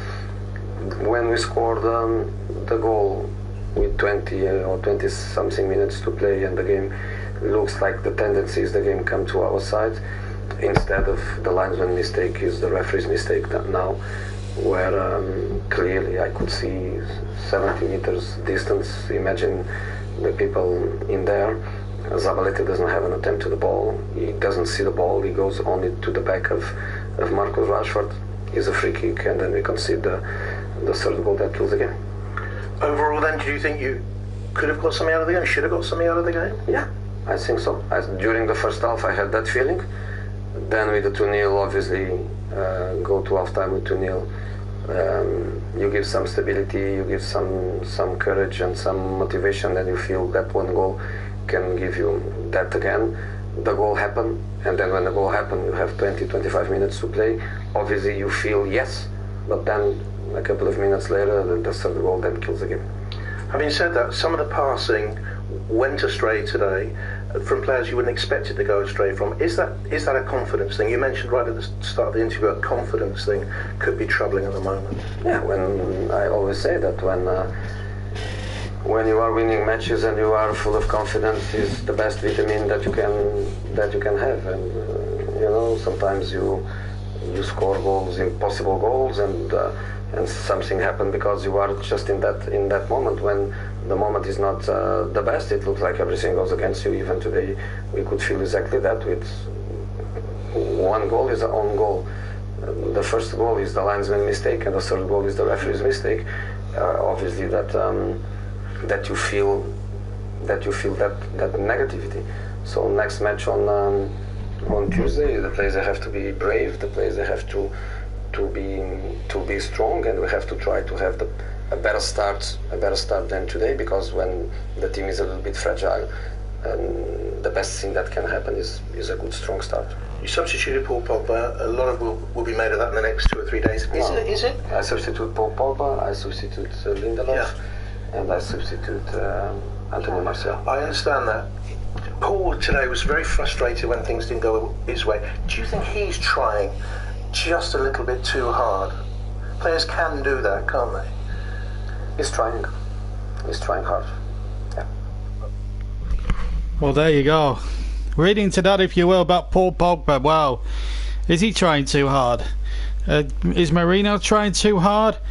Are Manchester United lacking confidence? Well, the results would suggest they are. 10th place at the moment. It's not looking good for the men from Old Trafford. We will get a reaction from Pellegrini after the second half, but I think we've just got a bit of time as well to hear from Manchester City, who have gone top. I think Pep Guardiola is there. We've got Pep Guardiola, and he's speaking after the game. His performance today. And he was speaking after the game to the reporter Alistair Mann. Today. Outstanding. So we cannot forget against this team we played. They beat United, and in Anfield they make a good performance. It's a team like so solid, and our positional game. So the same, then everybody is in the position and controlling. We didn't concede one shot on target. Against Brighton is not easy because March, because knockout, and the set pieces are so complicated. We defend well the long balls, we're attention in the set pieces, and the way we play so good. So it's not easy. So 10 players behind in the 18-yard box is always complicated to attack him, but we did it so good. Because they defended well, didn't they, at times today? Yeah, definitely. Definitely they defend so well. That's why I give a lot of credit the way we attack, and we make a great performance. Our positional game is so good.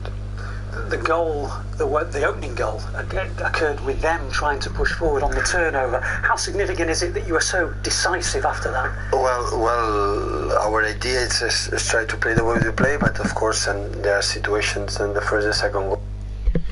Right, well, we're going to have to cut short that Pep Guardiola interview because I think the teams are back out on the field. So let's rejoin Chris Wyman for the second half. Chelsea leading 1-0 at half time. Let's get back to Stamford Bridge and to CW for the second half. Thank you, John. As much as I'd love to hear Pep Guardiola's views on football, unfortunately the second half has already kicked off. So we're 30 seconds in. We haven't missed anything. Liverpool are just playing it around at the back. But I say that they've lost the ball out to Eden Hazard on that far side.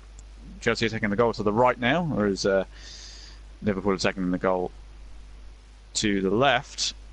So my apologies, I got it wrong the first half. Liverpool are now attacking the goal with their fans behind. But there you go. Still got to dust off a bit of a commentary rust, as you do. But, teams unchanged for the second half as of yet. As David Luiz wins a free kick on the halfway line. I'll quickly go through the teams again. They're currently unchanged from the start, but for Chelsea it's Kepa, Azpilicueta, David Luiz, Rudiger, Alonso, Kovacic, Kante, Jorginho, Willian, Giroud, and this man, Willian, hold on, I'll get to Eden Hazard in a moment. Willian has got to the byline, whips in across, but it's gone out for a goal kick, I think.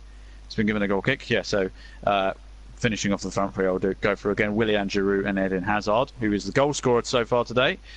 Willian latched onto a long ball there, got to the byline, whips it across towards Giroud, but it's gone out for a goal kick.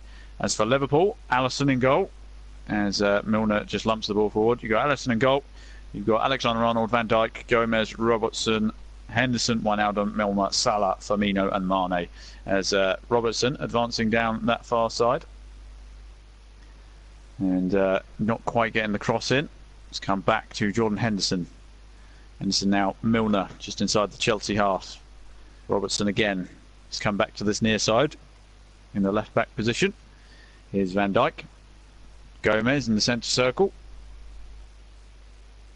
Liverpool, they need to get an early goal really, just to get this game back in their favour as Milner tries to play it forward, but he blasts it straight to the feet of Willian, who controlled it really well. Gets it to Kante. Kante plays out wide to the far side of Eden Hazard. Hazard on the byline, gets into the box, whips the ball across the face. A goal towards the back stick. It's fallen to Kovacic, blocked by Van Dijk. It's fallen back to Jorginho. Kante plays it back as Chelsea look to just recover a bit of control as Liverpool players were descending upon them. I say Liverpool fans, that would have been a little bit inconvenient, but now it's Rudiger, the man who made the goal line clearance in the first half on the ball. David Luiz. Rudiger back to Kepa. Or keeper, whichever way, the goalkeeper. Rudiger. Azpilicueta plays it forward to Kante, who's hugging the touchline. Plays it back into Jorginho, back to Rudiger. Rudiger goes back to the goalkeeper. Kepa plays it long to the far side, a bit too high though for Marcos Alonso. Yeah, Chelsea goalkeeper is another player who has a different name on his shirt to what is said. I wouldn't be able to pronounce the name on his shirt, so I'll stick with Kepa as Liverpool have the possession now. They're back with their goalkeeper, who has also a different name on the back of his shirt. He's got Becker, because that's his other name. It's Alice, also known as Alisson, as he lumps it long, headed down by Azpilicueta, almost loses it to Milner, but manages to get it back to Rudiger. Rudiger, though, is going to be forced to lump it long up the touchline. It's gone straight through to Van Dijk, who lumps it straight back to Mane, who's hugging the touchline, controls it well, and wins a throw on this near side touchline, just on the edge of the final third. Mane did well there. Now Van Dijk, just inside his own half. Plays it over to Robertson on this near side. Tried to play it through to Mane, but it's deflected. It's come through to Firmino, though, who he can't pass it either. A lot of stray passes from Liverpool early on. Here's Kovacic playing it to Alonso. Alonso to Eden Hazard, who's on the halfway line, looking to blast past Henderson. Doesn't quite have the space to do it, so lays it off to Alonso, who switches it out to Azpilicueta on this near side. Now Willian back to Azpilicueta, just on the halfway line. Rudiger. David Luiz just on the edge of the centre circle. Bringing it over the halfway line now. Plays it out wide to Eden Hazard. Hazard, lovely first touch, but Van Dijk's across to get there. Gets it to Wijnaldum. Wijnaldum back to Alexander-Arnold. Arnold tries to flick it over towards Firmino. Firmino manages to nod it down to Wijnaldum. Wijnaldum gets it forward to Mane. Mane, though, being forced to go backwards to Henderson in the centre circle. Switches it back out to Alexander-Arnold, who gets fouled as he was cutting inside by Jorginho. Liverpool take it quickly. It's switched out to Milner on this near side. 50 minutes gone. Chelsea 1, Liverpool 0. Alexander-Arnold on that far side. Flicks it around the corner to Firmino. Firmino can't quite get it to Mo Salah. Now an opportunity perhaps for Chelsea to break. Here's Marcos Alonso on the touchline. Gets to Hazard. Hazard being forced backwards again, though. Goes back to David Luiz. David Luiz then switches it out to Azpilicueta on this near side touchline. Rudiger inside the Chelsea half. In the middle of the park now with David Luiz. Luiz, long ball forward. Looking for Willian. Headed away by Robertson, who read it well. It's landed at the feet of Joe Gomez. Gomez gets it to Alexander-Arnold, who's being hassled by Hazard. Gets it to Gomez, who gives it to Van Dijk on the edge of the semicircle. Edge of the D, should I say. Back to Van Dijk again, same position. This time, long ball towards Mo Salah on that far side. Just about keeps it in play, but gives it straight up to Marcos Alonso. Now Eden Hazard, just inside. Heading down that far side touchline.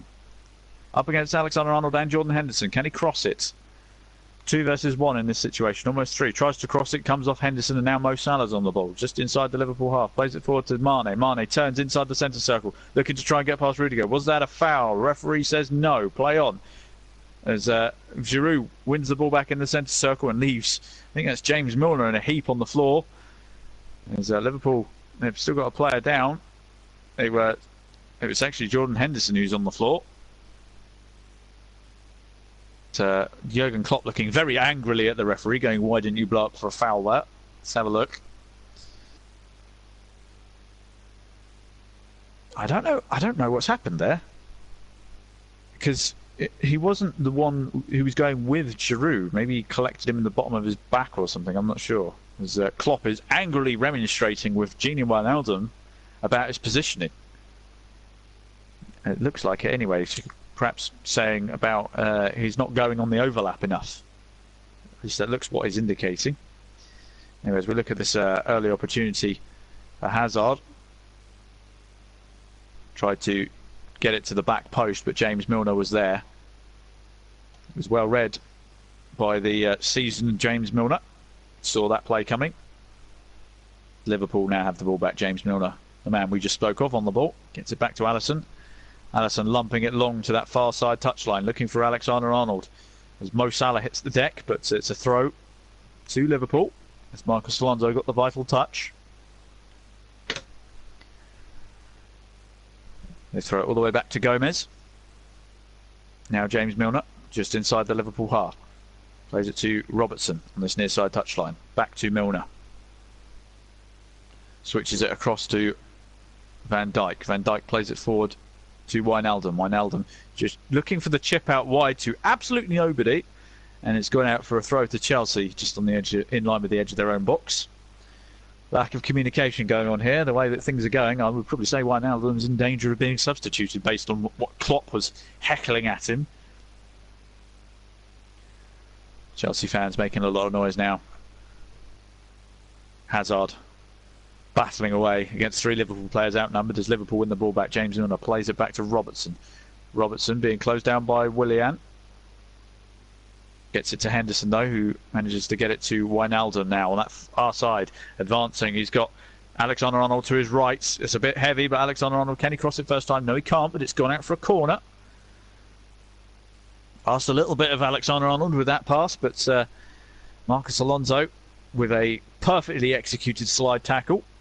It's gone out. Danger's not over though, because it's gone out for a corner on that far side to Liverpool. Obviously, why would it be a corner in the Chelsea half if it wasn't a Liverpool corner? Hey ho, there you go. As James Milner looks like he's going to deliver. Delivers towards the front stick, headed by Firmino to absolutely nobody, and now Chelsea perhaps looking to break. Robertson gets a foot on it, tried to direct it back towards Milner, but now Eden Hazard is in a foot race. It's got two players with him. He's got N'Golo Kante up with him. He just can't quite get it to him as Henderson gets a foot on it. Now Gini Wijnaldum bringing it over the halfway line into the Chelsea half on this near side, up against Marcus Alonso. Forced to turn back on himself and go back to Henderson, just on the edge of the centre circle. Now James Milner back on the near side. It's Firmino who's come over. Wijnaldum to Gomez in the centre circle.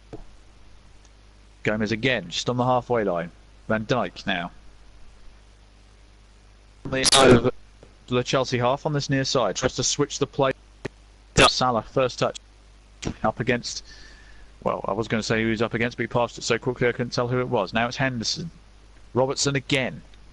Gets into this near side. James Milner hugging the touchline. Looking to cross it first time. Plays a low cross into Firmino. Then tries to have a shot, but it's blocked. It's gone out for a throw. Just in line with the edge of the Chelsea box. As Robertson's going to come across to take this one in front of the Liverpool fans. A lot of noise coming out of that red end of the stadium. Red corner. Mane whips in across, left-footed volley towards Mo Salah, but headed away by Marcus Alonso. He's done an excellent job at dealing with Mo Salah. 56 minutes gone now. Already 10 minutes into this second half. It's certainly going fast. Here's Van Dijk on this near side, chipping it forward to Robertson, who's in a foot race with Azpilicueta. Azpilicueta gets a touch on it. Every Liverpool fan claiming that it's their throw. He gets the throw. Azpilicueta not happy with it. But it's a throw nonetheless near the corner flag on this near side.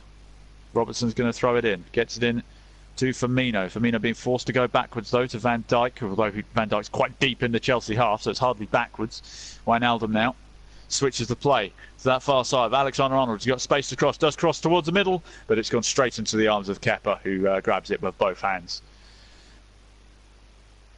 Good opportunity there to get in a decent cross for Alexander-Arnold, but didn't have anywhere near enough whip on it. He had three players to aim for and didn't find any of them. So I suppose that's what you have to deal with. Possession now swinging back towards Liverpool. It's now 53% in favour of Liverpool, so they've certainly had more of the ball this second half. As Kepa forced to launch it long as he runs out of space, and Liverpool win the ball back after pressing from that throw out. So now Henderson's won the ball in the Chelsea half. Gets it to Robertson on this near side. Here's James Milner in the centre circle. Van Dijk on the kick-off spot. Plays it forward into the middle of the park with Wijnaldum. Now looking to try and get it to Alexander-Arnold, but the path has cut off by Hazard. Goes to Milner instead, who switches it out to Robertson on this near side touchline. Up against Willian. Tries to do a step over past him. Willian's having none of it. Almost won the ball back. Robertson's going to get a second go. This time at N'Golo Kante. Tried it again. Didn't work because it's N'Golo Kante. Although the ball has almost trickled through. It has gone through to Firmino on the byline. Gets it into Mane. Mane shimmy and pass through. Two defenders. Has a shot at the near post. And Kepa forced to react and dive down low quickly to deny a goal for Sadio Mane. It's gone out for a corner on this near side. I tell you what, there was a bit of a communication error between the two Chelsea defenders. Firmino gets inside to Mane, who somehow manages to wriggle his way past Azpilicueta and Jorginho and has a snapshot of the near post, which is dealt with by Kepa. Very well done. And now it's James Milner with the corner on this near side in front of Liverpool fans. Delivers it towards the penalty spot. Ball's bounced about a bit. It's fallen to Mo Salah on the edge of the box. Pinball. I don't know who's that gone to. It's gone for a corner. Goodness me. It just dropped to Mo Salah on the edge of the box. It rebounded off about 3 players on the way through. Referee's just given a corner. I don't think anyone could have made any ends meet of who that came off last. It's that Mo Salah, that Mane chance was a great opportunity. It was well saved by Kepa. Milner from the other side this time. Plays it short. Gets it back. Mo Salah, although loses the ball, but they've won a throw on that far side, so they haven't really lost too much ground. Just they're probably not going to be able to whip it as much. Thrown in to Mo Salah. Mo Salah does not look on his game today at all. As he loses the ball again, and now N'Golo Kante marching forward, playing it forward to Willian. Willian is one-on-one. He's in a foot race with Trent Alexander-Arnold and Joe Gomez. And, well, goodness me, Van Dijk came out of nowhere to toe that one out for a corner. But just like that, one pass from Chelsea, and they were straight on it. N'Golo Kante putting Willian in a foot race with Joe Gomez and Van Dijk. But Van Dijk just came in out of nowhere and got a toe on it to stop a goal-scoring opportunity there. And it's a corner at the other end this time to Chelsea on the far side. So, literally, we're talking moments ago, Liverpool nearly equalised. Now, all of a sudden, they're on the back foot. There's Eden Hazard looking to take it short. Gets to Willian. Back to Hazard. Hazard, time to cross. It's a bit of a dodgy cross, but it's been deflected. Giroud wins the second ball. Hacked away up in the air by Van Dijk. And Giroud apparently was in an offside position to win that. Let's have a look. Yeah, well, it's marginal, but I'll say it was. 60 minutes gone. Long ball over the top by James Milner, looking for Mane. Claims of handball. Referee says no. Mane on the edge of the box gets to Mo Salah on the edge of the box on the right side. Mo Salah trying to dance his way through, but too many bodies.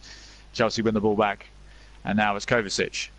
Kovacic heading down that far side. Still going Kovacic. Almost got to the halfway line on his own there with no support. Smartly gets it back to Azpilicueta. And now it's Willian on this near side who's got the ball, which has been switched. Azpilicueta is now heading over to give him some support, as is Kante. Elects to go back to Rudiger instead. As Chelsea just trying to regain their shape again. David Luiz now bringing it over the halfway line, marching up the middle of the pitch. Still going David Luiz, trying to get it into Hazard, but Van Dijk gets a foot on it. Now James Milner has the ball, plays it back to goalkeeper Alisson. Alisson plays it out to Joe Gomez on that far side. Back to Van Dijk. Now Robertson.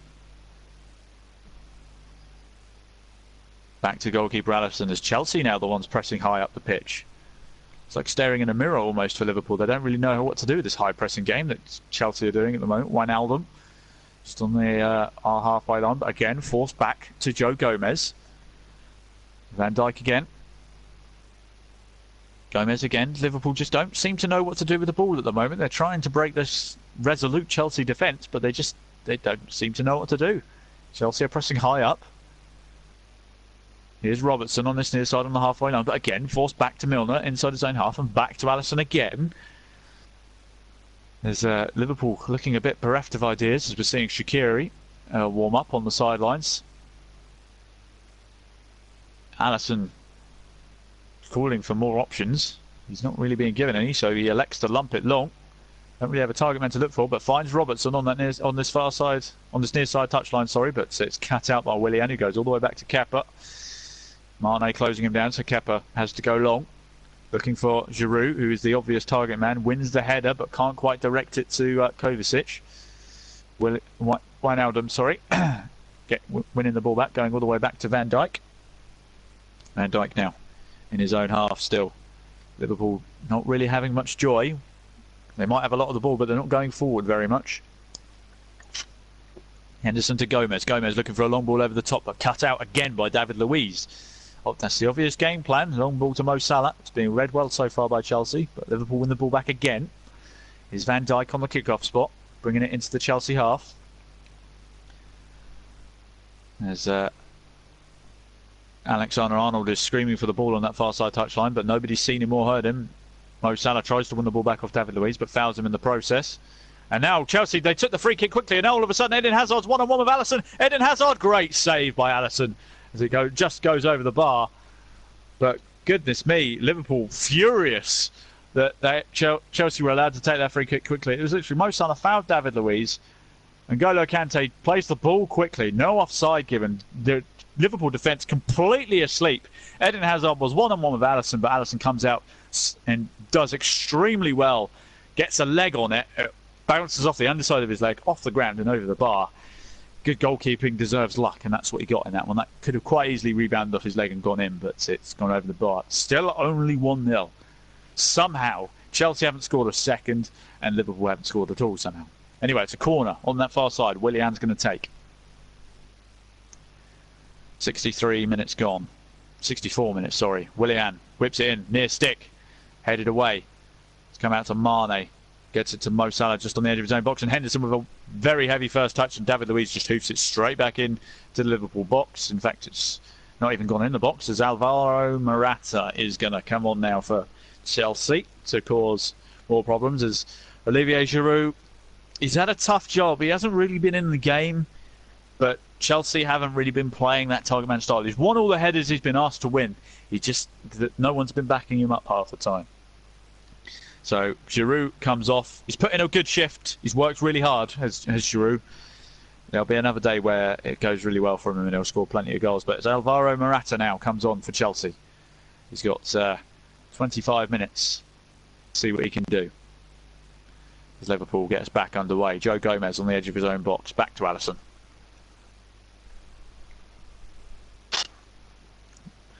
Alisson just exchanging passes with his central defenders. Joe Gomez bringing it forward, looking for Mo Salah again. Cut out by Marcus Alonso. He's come back into the possession of Jordan Henderson. Henderson looking for a chip ball over the top to Mo Salah. Mo Salah, he's quick, but he's not going to reach that. Gone out for a goal kick. As Shaqiri now getting ready to come on.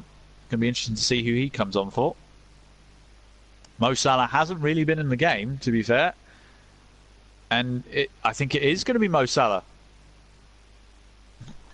Mo Salah coming off to a standing ovation from the Liverpool fans. But he has not been himself this game. He's been completely out of it. He's getting a standing ovation from the Liverpool fans. He's worked hard, much like Giroud has. But, yeah, Shaqiri on for Mo Salah. There's a substitution for you. Chelsea fans, what do you make of that? That is a big substitution for Klopp to make. You take off your arguably your best player, but he's not been at the races, Mo Salah. He really hasn't. There's Chelsea looking to build from the back here. As Bilaqueta being closed down by Milner. Gets it forward to Willian, who loses out to Robertson. Robertson looking for a cross in the box. No one's there. David Luiz just lumps it forward towards Eden Hazard, but he doesn't keep hold of it, and Trent Alexander-Arnold won the ball back, and it's gone out for a throw to Liverpool on that far side. Who's back to Joe Gomez. Now Virgil van Dijk looking for a long ball over the top to Shaqiri. Same plan, looks like, just different person. Shaqiri loses out to Alonso. Here's Jorginho. Back to Alonso. David Luiz back to his goalkeeper, Kepa, who chips it out wide on this near side to Azpilicueta. He's got Robertson closing him down, plays it back to Rudiger. Just a few triangles being played here, and he wins a throw on this near side. There's Azpilicueta hitting it off with Robertson.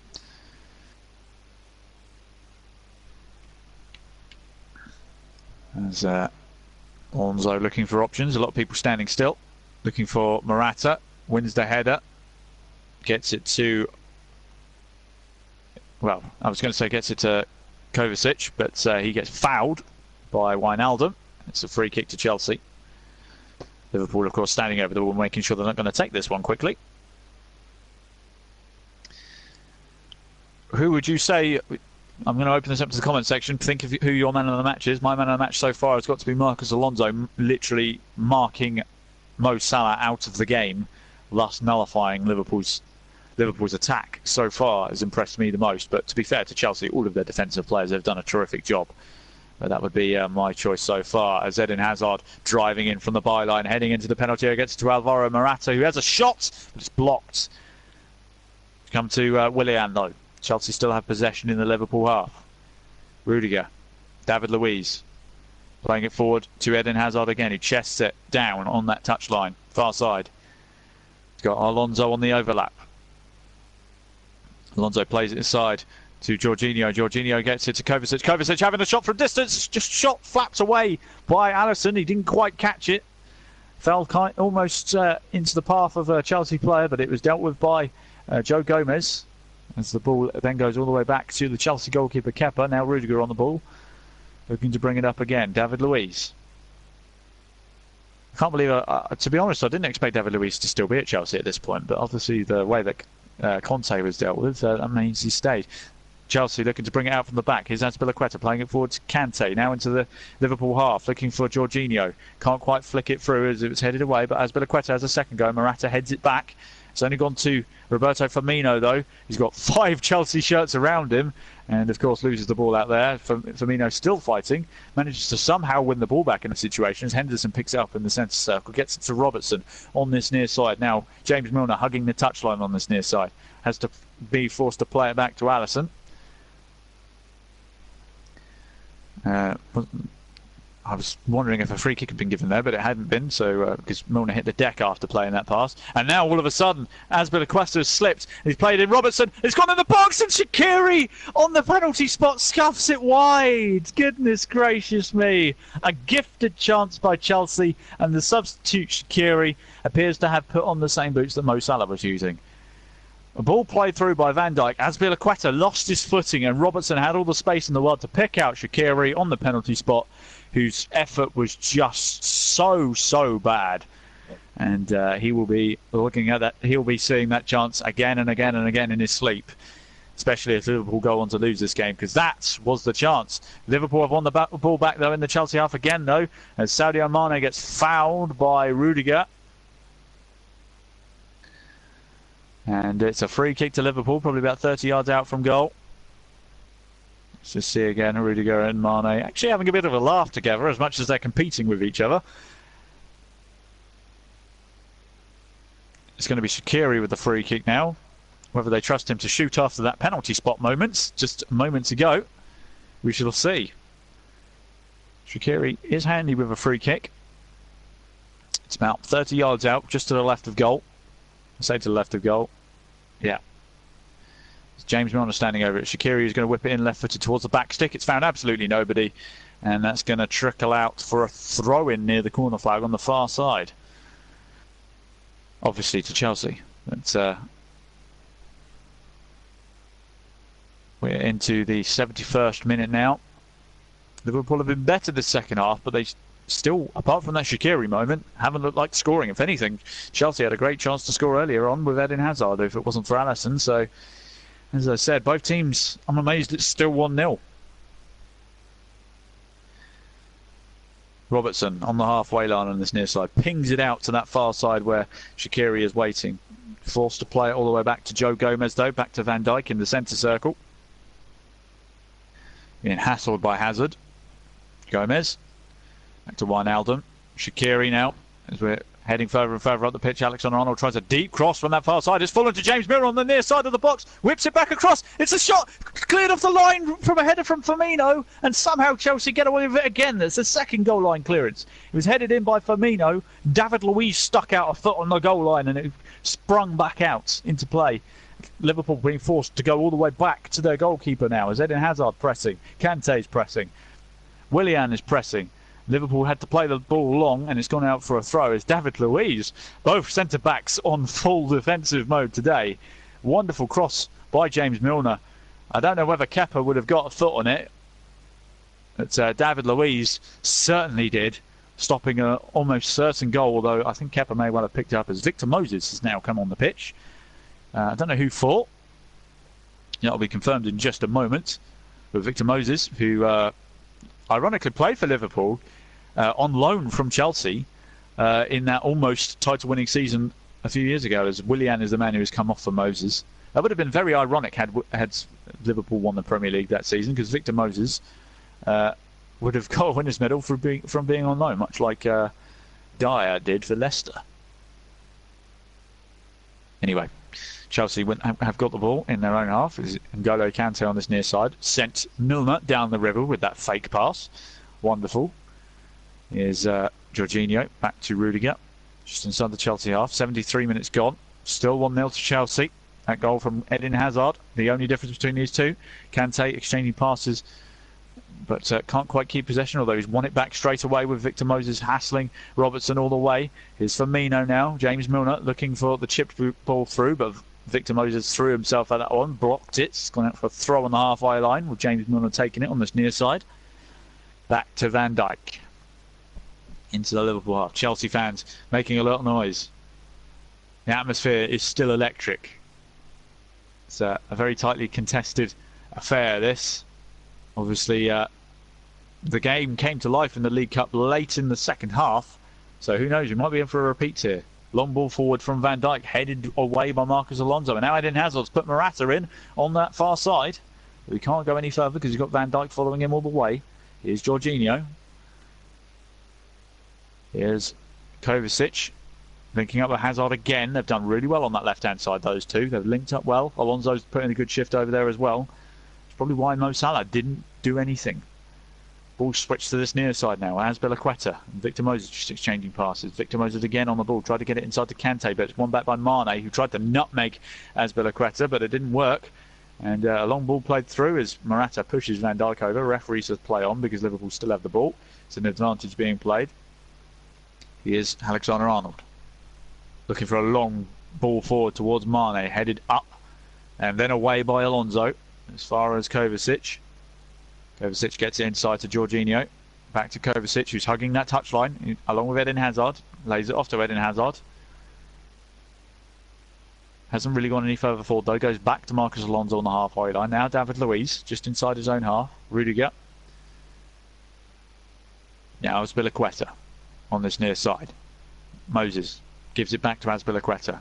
Klopp demanding that somebody presses. Rudiger. Chelsea just putting the ball where they want at the moment. Long ball over the top by Rudiger towards Eden Hazard, who wins the header. Just couldn't quite direct it Morata's way. And now it looks like Naby Keita is going to come on for Liverpool. Getting ready. I get the feeling that Gini Wijnaldum is probably going to be the one to come off.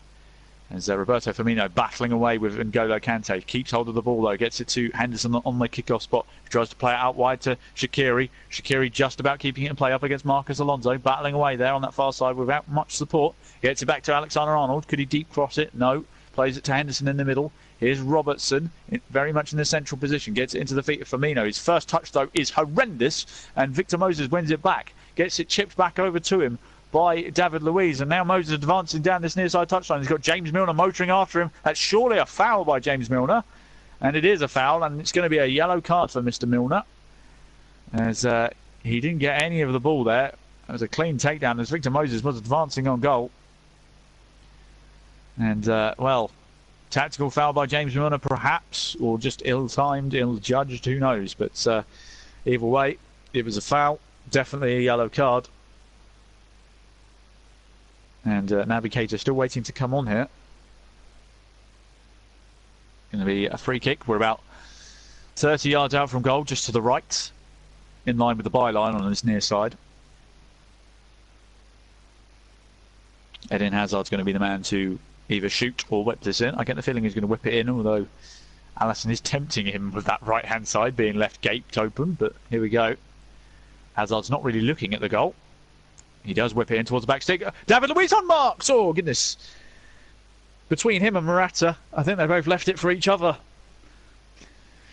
Goodness me. Perfectly whipped in by... Oh, they were all offside, so it wouldn't have counted anyway. But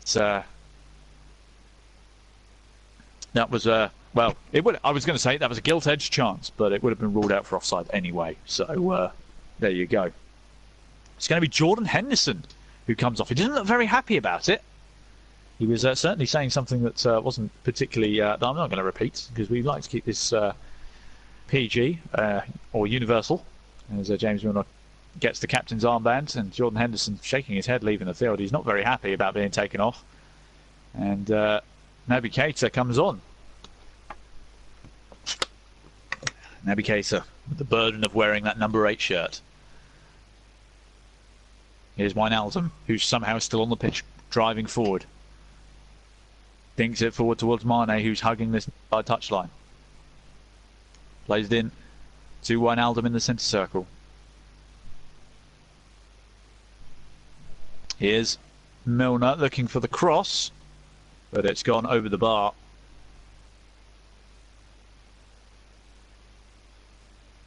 And out for a goal kick. Just going to look at this gilt-edged chance again for Shaqiri. He just couldn't get it under his control at all with that. Well, I say under his control. He tried to shoot, but he completely fluffed his lines. That chance may have come back to haunt them as Chelsea losing possession on that far side touchline. Trent Alexander-Arnold and Shaqiri battling away, and David Luiz smartly decides to play it safe and lump it straight into the Liverpool half. And as Van Dijk picks up the ball on the edge of the centre circle. Digs it back towards Shaqiri on that far side. Gets it back to James Milner. Milner again. Shaqiri now. You're forced to go back to Van Dijk again. Van Dijk now gets it to Naby Keita. Keita inside to Shaqiri, who's found himself inside the centre circle, tries to play it forward to Milner. Milner turns beautifully, but David Luiz again, basic stuff, lump it into Rosed. As Ross Barkley is going to come on for Chelsea. I don't know who for. That's the number 17, Kovacic, who has done magnificent work today. I've got to say, he's up there for the man of the match, because he's done the dirty work and linked up with Eden Hazard extremely well on that left side, and quite rightly so, getting a standing ovation. Put in a good 80 minutes, and he's done some excellent work. Quite rightly milking the applause. But it was his through ball. He's the man with the assist who set up Eden Hazard for that first goal. Let's not forget. An assist to his name in what could be a really important goal later down the line in the season. Who knows? As we enter the last 10 minutes, Ross Barkley, the former Evertonian, comes on.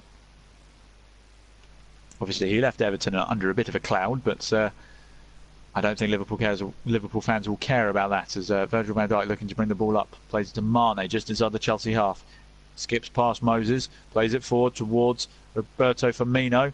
Firmino cuts inside, just inside the Chelsea box, tries to play it back to Mane, doesn't quite come off, but James Milner picks up the pieces, gets it to Robertson. Robertson plays it forward to Firmino, who is by the byline. Back to Robertson. Chelsea just defending well here. Milner providing an option, gets the ball back to Robertson. Here's Wijnaldum. Back to Van Dijk. Wijnaldum again, just on this near side. Liverpool being pushed backwards. Here's Milner again, heading towards the byline, thinking about a cross left-footed. Plays it back to Robertson, who crosses first time towards the back stick. There's nobody really there. David Luiz heads it away nonetheless. Shaqiri wins the second one. It's played into Naby Keita inside the box. It's hacked away by Alonso. Gomez and Morata battling away for the second ball. Almost gave it away, as Van Dijk has to play it back to Alisson. And Wijnaldum always got his wires crossed. Wijnaldum almost sold Alisson down the river. Morata almost jumped on that dodgy back pass, but Alisson came racing off his line again to deny Chelsea another clear goal scoring opportunity. Tell you what, Liverpool they're getting a bit desperate here, is the best way to describe. They're forcing the issue a bit too much.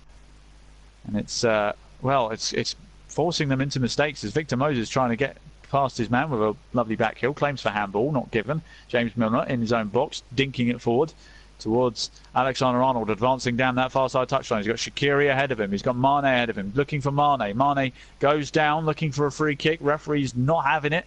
And now Ross Barkley trying to barge his way past Milner, but Milner wins the ball back. It's gone to Naby Keita. We're in the middle of the park of the Chelsea half. Plays it into Mane. Mane again hits the deck a second time, and this time it is a free kick to Liverpool. Bundled over by David Luiz. It's a very central position, this one. More of a shooting position. And that one, well, I think Mane was hitting the deck before Luiz actually touched him, but it probably is a free kick. 7 fouls to Chelsea, 6 to Liverpool. It's not been their cleanest of games. As Milner's demanding, I want 2 people to be stood in front of this Chelsea wall. As Kepa surely preparing himself for a shot that is going to be coming his direction here. Alexander-Arnold and James Milner both standing over the ball here. Shaqiri also, he's got that left foot. We're slightly to the right of goal here. It's James Milner and Shaqiri, although it looks like Shaqiri's going to take this. Shaqiri steps up, has a shot. It went straight down the throat of Kepa, who dealt with it easily. He tried to go to the keeper's near side and catch him by surprise, but you're not going to beat a goalkeeper at his near post when he doesn't move. So a bit of a waste of a free kick there from Shaqiri as Chelsea look to build from the back. Here's Ross Barkley heading into the centre circle, tries to dink a ball forward towards Moses. Moses on this near side gets to the byline up against Robertson, tries to jink his way past Naby Keita, but he gets a foot in and wins the ball back. Keita gets the ball to Mane, who gives it back to Keita, who's now heading down this near side touchline, bringing it over the halfway line. Roberto Firmino's on the overlap and has got the ball off him. He's heading towards the byline again. He's up against Rudiger. Cuts back inside towards Naby Keita on the edge of the box. Keita slips as he takes a shot and it goes wide right of goal. Liverpool just getting a little bit desperate now. Chelsea holding. Doing an excellent job. Chelsea, I've got to say, defensively resolute today. They have been nothing short of superb defensively, and their goal was excellent as well, to be fair. As Daniel Sturridge, the man who scored that goal for Liverpool the other night, is getting ready to come on as Liverpool's last roll of the dice. As Chelsea look to build from the back here, here's Kante, brings it inside, gets it over the halfway line to Morata, who comes back in his own half, gets it to Azpilicueta. Azpilicueta looking for Moses, but it's cut out by Wijnaldum. Azpilicueta then knocks it out for a throw to Liverpool. Here's Milner. Here's Shaqiri inside the centre circle. Shaqiri driving forward towards Mane. Mane gets the ball, lays it off to Firmino on the edge of the box. Firmino gets it to Shaqiri. Shaqiri plays it out wide to James Milner. Milner plays it to Alexander-Arnold, who's by the byline, fakes the cross. Comes back to Shaqiri. Shaqiri with a cross towards the back stick, left-footed towards Robertson, but it's beaten him. And it's gone out for a goal kick to Chelsea, as Liverpool are going to make their final substitution now. It's going to be Daniel Sturridge, former Chelsea man, of course, scored in the League Cup the other night. And he's going to replace James Milner, who, the third captain of tonight for Liverpool is going to be Virgil van Dijk. I don't know what we're going to do shape-wise here, because that's a midfielder off for a striker. So, is it going to go 4-4-2 with Shaqiri and Mane as the wingers? I'm guessing that's what it's going to be. 4-4-2, flat, old school. And so the goal kick is lumped long. Kante wins the second header. Still inside the Chelsea half. Hazard. Morata just juggling the ball on the halfway line a little bit. Gets it out wide to Hazard. Just on the halfway line at the moment. Hazard almost gets it back, but a flick from Alexander-Arnold has put the ball out for a throw. Into the last 3.5 minutes now of normal time. Liverpool. These are the kind of games which define champions, when you grind out results. And right now, Chelsea are grinding. They really are. They haven't played particularly well this second half, although they've had a good goal-scoring opportunity that was denied by Alisson. They really are grinding this one out as Victor Moses tries to overcomplicate things with a back heel. Gets lucky that, well, no, it's gone for a Liverpool throw on this near side on the halfway line as Robertson quickly picks up the ball. Here's Wijnaldum. Van Dijk. Deep in the Liverpool half. Last 3 minutes. 87 minutes gone. Liverpool's 100% starts at risk here. It's probably going to come to an end because I can't see Liverpool scoring 2 goals. To be honest, I'm struggling to see them score 1 right now. As, they're just playing the ball around at the back. You're running out of time, fellas. You need to get the ball forward. It's Morata pressing high. Barkley pushing high. Joe Gomez tried to play a pass out wide, but Morata got a toe on it and prevented the ball going forward. It's gone out for a throw, which has been cheered by the Chelsea fans. They're appreciating the effort that's being put in by Morata here. Here's Robertson. Tries to turn his man. It's gone out for another throw. Also cheered by Chelsea fans. Chelsea fans literally cheering on Chelsea for every bit of the ball. Here's Keita winning the ball off Kante. Still going forward, Keita. Keita still going, heading to the edge of the box, looking to play it towards Mane, but it doesn't quite fall for him. Liverpool fans making loads of noise now because they're trying to cheer their team onto an equaliser. Here's Wijnaldum in the middle of the park, in the Chelsea half. Atmosphere going up a notch. Here's Shaqiri in the middle of the pitch. Sturridge thinking about the shot, left-footed strike. Oh my goodness me! Daniel Sturridge has just smashed one in from 35 yards, left-footed, top right-hand corner. That is one of the best goals you will ever see. That is insane. That should not be allowed. Daniel Sturridge against his former club. The two guys who've scored from the League Cup the other night. Oh my word. That is incredible. Okay, mate, sounds like you're in bed. But that is incredible. 88 minutes gone. I was talking about grinding out results, and that is... Apologies, my dad's just whinging about me shouting, but hey, he hasn't seen the goal. He just looked up, had tons of space, 35 yards out, smashes it. Top right-hand corner. Kepa's got absolutely no chance. And Liverpool now, all of a sudden, they'll be looking for... Oh, well, they'll be delighted to be back in the back on the board with points, but that is incredible. Unbelievable. That's going to be up there for goals of the season. Now, all of a sudden, as we enter the last minute of normal time, as Daniel Sturridge with his second goal in the league this season, it's game on again. How much added time are we going to get?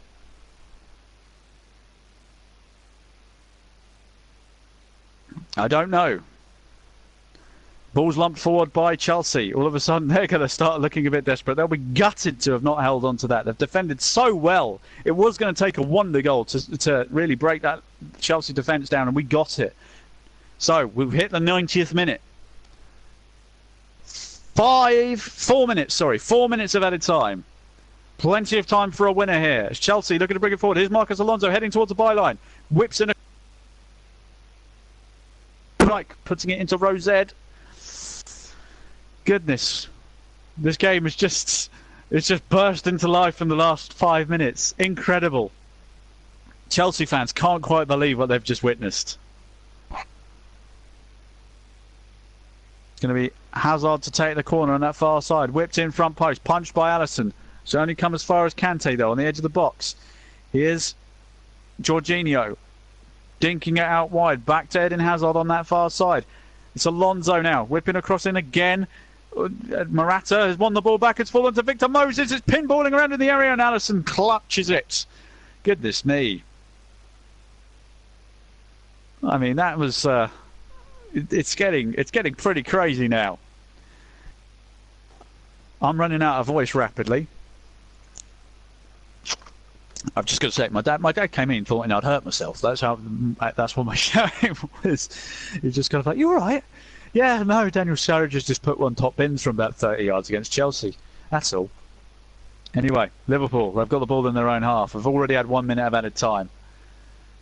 We've got 3 remaining. Van Dijk lumps it long, looking for Sturridge. Headed away by Azpilicueta. It's come back to Rudiger. Rudiger back to Kepa. Bit of a scuffed lump forward, that one, but he was being closed down, so he didn't have much choice. Van Dijk jumps for the header, and offside has been given. As Virgil van Dijk fell quite heavily whilst contesting that header, but he's back on his feet. But I'm sorry, but Daniel Sturridge, this goal, watch match of the day tonight, because that is one of the very best he's scored, but that was unbelievable. Just, he had no right to shoot or score from there, and it's just... Oh. Liverpool come forward. Alexander-Arnold whipping a cross in from that far side. It's coming to Roberto Firmino in the box. He's muscled out of it, though. There's about 4 Chelsea shirts around him. Alonso hits the deck. And Alexander-Arnold just can't get it back. It's a free kick to Chelsea.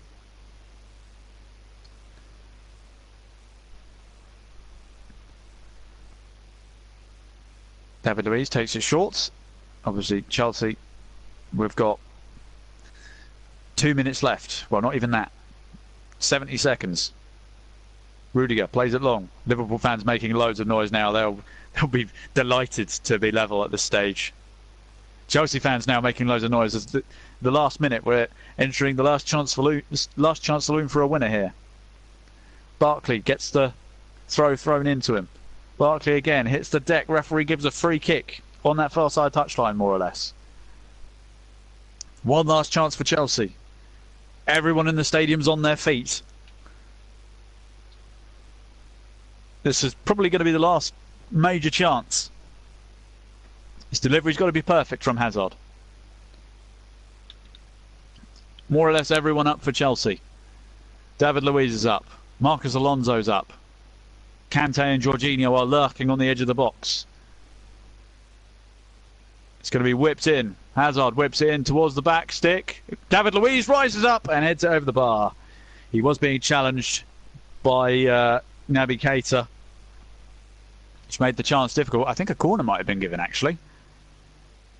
Yeah, because Naby Keita got his head on it. So 94 minutes have been played. Must stress it's a minimum of added time. So Hazard, one more corner, one last chance. If this gets cleared, it's going to finish 1-1. Hazard whips it in.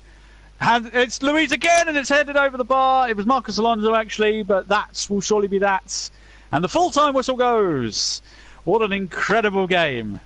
Daniel Sturridge and Eden Hazard at it all over again. Smiles between Klopp and Sarri at full-time. But I tell you what, Manchester City will be very pleased with that result. Liverpool, I suppose they'll accept it because it means they go level on points with Manchester City. They'll be second, though, on goal difference. But Manchester City will be reasonably pleased with that result. Chelsea, disappointed not to get all three. Liverpool will be probably happy to take a draw, considering they had absolutely no right in getting an equaliser there. But Daniel Sturridge is going to steal all the headlines with that wonder strike from 30 yards to give them a point. I'm just looking. There's a lot of smiles on that pitch, which I think sums up how well this game was played, because it was an incredible encounter. Rudiger's just stood at the post, pointing at Sturridge, going, "Come on, man! How could you do that?" So Daniel Sturridge just talking to David Luiz, who's just like, "Where did that come from?" It was just one of those moments where you can't fault any of it. You know, everyone's on their feet. Both sets of fans have stayed to full number. Nobody left the ground early. It was an incredible encounter. What a game. Game of the season so far, no doubt. But it's finished here at Stamford Bridge after an incredible 94 minutes. It's Liverpool 1. Sorry, I'll say the home team first. It's Chelsea 1, Liverpool 1. All even. And it's who's the man of the match in the comments. Vote for your man of the match. My man of the match is going to go to Marcus Alonso for marking Mo Salah out of the game and essentially getting him subbed. But yeah, what a game. It's finished at Stamford Bridge, 1 apiece. I'm going to hand you back over to John Stuttard now because I want my tea. I'm hungry and I've got barely any voice left. So thank you all for listening. Hope you all enjoyed my commentary, and I'll leave it all down to John to round the show off. I'll see you all next week. Thank you very much, CW. Chris Whiteman there with brilliant award-winning commentary on a fantastic game of football, playing in a terrific spirit. Here are the results from today. West Ham 3, Manchester United 1. Big result for West Ham, bad result for Manchester United. We'll touch on that in a minute. Arsenal 2, Watford 0. Everton 3, Fulham 0. Huddersfield 0, Tottenham 2. That was the game we brought you earlier. Manchester City 2, Brighton 0. Newcastle 0, Leicester 2. Wolves 2, Southampton 0. And the game you've just heard, Chelsea 1, Liverpool 1. And tomorrow, live from 5 from 10 to 4 tomorrow afternoon from the Cardiff City Stadium. The Clarets match returns. Cardiff City against Burnley. And what a game that should prove to be. And there's a Monday night match as well with Bournemouth taking on Crystal Palace. The table now as it stands, Liverpool go on level on points with Manchester City, but City have a better goal difference of +6 over Liverpool. They have +18 City. Liverpool have +12. Chelsea are 2 points behind in third. Spurs in fourth. And the rest of the table, as it were, around about 5 o'clock this afternoon with Huddersfield propping up the rest. Wow, what an advert for the Premier League, and how well that game was played in a terrific spirit. What we'd like to see. What we just like to see. And Chris, as he said, will be back, and he'll be in the commentary box at Old Trafford next week. Yes, he's going north for the first time, and it'll be Manchester United against Newcastle. We're going to take a couple of minutes break to recover, and we'll be back to round off all the action.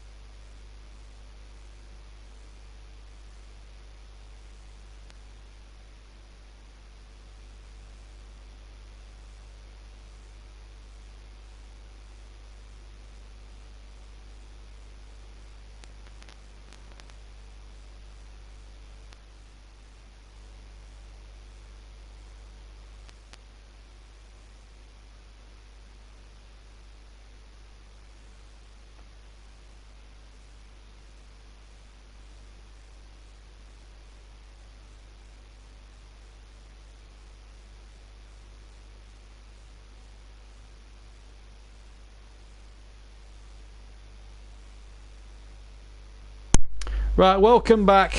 We just needed to take a long break after that fantastic performance. I'm sure you needed the break as well. What a performance it was from both sides. So it's as if Chelsea were going to get away with that with the result there tonight, but that 1-0 result It looked as if it was going to end 1-0, and then a late goal really summed it all up. A fantastic performance, absolutely superb. I cannot really, words escape me. I mean, as Chris Whiteman says, watch Match of the Day later, because it is, if you haven't seen it, it is an unbelievable shot from 35 yards with his right foot. Daniel Sturridge doesn't usually score goals like that, but what a game what a few weeks he's had so far. Scored against PSG in the Champions League a couple of weeks ago, and then the equalizer, then scored in the game against Chelsea the other night, and then wow, what a goal. 2 goals in a week for Daniel Sturridge, and both fantastic goals. One in midweek with the overhead kick, and then the equaliser. Wow, you cannot legislate for that. Anyway, let's talk about Manchester United for a second or two, because there's been a lot of rumblings on social media that Jose Mourinho may well be a spent force. I'd like to get you guys' comments on this towards the end. We're waiting to get interviews from tonight's match, hopefully to hear from Maurizio Sarri and Jurgen Klopp before we leave you in about 5 to 10 minutes from now. But I'd like to know what Mourinho's position is going to be at Manchester United, because let's be honest, it's just unbelievable. I mean, I'm still digesting it, and I've been up in the north all day commentating on the Huddersfield match earlier today. It's just been unbelievable, absolutely unbelievable. And we have an absolute brilliant game.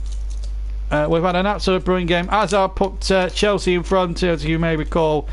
And then Sturridge, from no more than 30 yards, just bends one into the top corner. It's just unbelievable with his left foot. It's just unbelievably superb. So let's see if we can get some interviews. We've got James Milner down there as well. And who else is there down there? Let me just see who it is.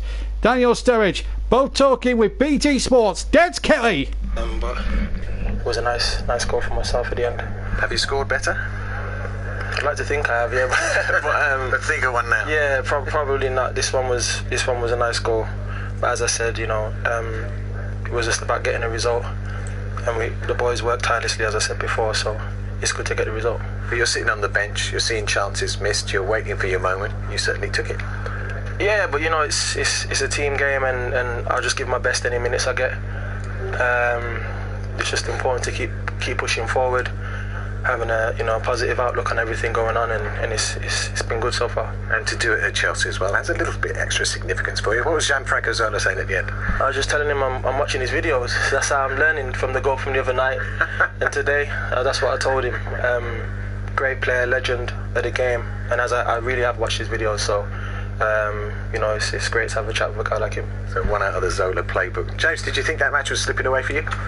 Yeah, you got to believe that right to the end, and I think we do that. You've seen us play before, and we've come back in games before, so we've got that desire and heart and that character to do that. When you've got quality all throughout the squad and players on the bench like Sturridge who can come on and do that, he just adjusted it from the other night. It was similar when he hit the bar, and he tweaked it a bit, and yeah, exactly, yeah. Ryder Cup-esque it was, isn't it? It's really good. When those chances were being missed, though, Mo had a few chances, Shaqiri misses one. That doubt must creep in, or do you just keep on going? No, I think that's a sign of a good team. You keep going, and I think you'd be more worried if the chances weren't being created. We're creating chances, and it's not quite coming off. But we know at some point, the goals will start flowing a bit more, I think. But we're creating chances. That's a positive. I thought it was a good performance. They're obviously a good team, and a very tough place to come. But to get a point's pleasing, and hopefully take that momentum onto these next 2 games now before the international break. Everyone was saying this was a title marker. We'd see something from this. What do we see? That you're both going to be near at the end? You see that with both good teams, I think, and that's about it. It's early days, and everyone outside the clubs, I'm sure, are talking about what's going to happen at the end of the season. As far as what we're talking about within the club, it's each game as it comes. Take it a bit of time, and we just want to keep improving as a team. And I think you can see we're doing that step by step. But there's so much more we can improve on, and that's the pleasing thing. And like I said before, there's quality all the way throughout the squad, and it's still a young squad. So me and Sturridge are getting a bit older now, but these young guys have still got so much improving to do. Well done, fantastic head to effect. Yeah, well done. And as Des Kelly said, it was a fantastic end to a fantastic game. And well, I don't. Well, he's learnt from the best. Then Daniel Sturridge, if he scores goals like that, let's be fair. But it was a tremendous game of football, really was. And well, just looking at the pictures at the end there, James Milner and Daniel Sturridge, absolutely superb. Smiling with each other. Look at that. Touches 1, attempts 1, on target 1, goals 1. You can't get much better than that, can you? It is absolutely superb. Well, we've had a remarkable day. It all kicked off about 5 hours ago with Huddersfield, but this is the possession stats: 47% to 53% in Liverpool's favour. It was amazing, really. 10 attempts to 13, again in Liverpool's favour. 4 on target to 6 on target, again to Liverpool.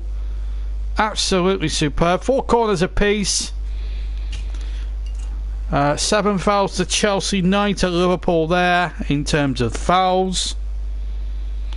And 465 passes Chelsea, but 516 for Liverpool. And the pass accuracy, 83% Chelsea, 84% Liverpool. What a game.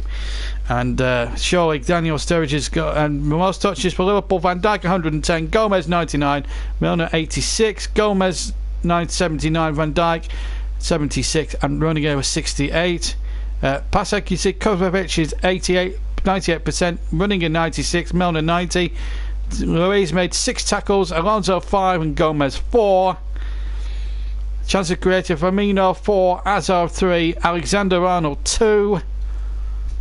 And that's about your stats anyway. But wow, it was one of the games of the season. And when you watch that Sturridge goal, if you haven't seen it on Match of the Day, please watch it. It's absolutely superb.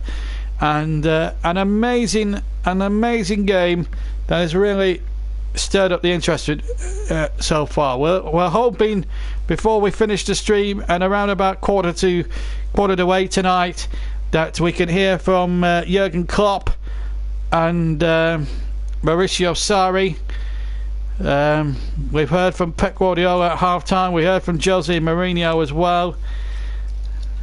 Jose Mourinho, what an explosive interview that was at full time there this evening. But we will, before when we do get the interviews, we will round up the Premier League in a bit more detail before we leave you tonight, and of course recap the table as well before, as I say, we'll leave you around about 10 to 5 to 8 this evening. But it's been a terrific finish, and I would like to know, folks, what's your views on the title race now? City right in there, Chelsea right in there, Chelsea in there as well. All have unbeaten records at the moment. Okay, Liverpool's 100% record is gone, but really now, when you look at it very logically, what great shape the title race is in at the moment. It really has been absolutely superb. Now we can hear from Jurgen Klopp. He's talking to Des Kelly.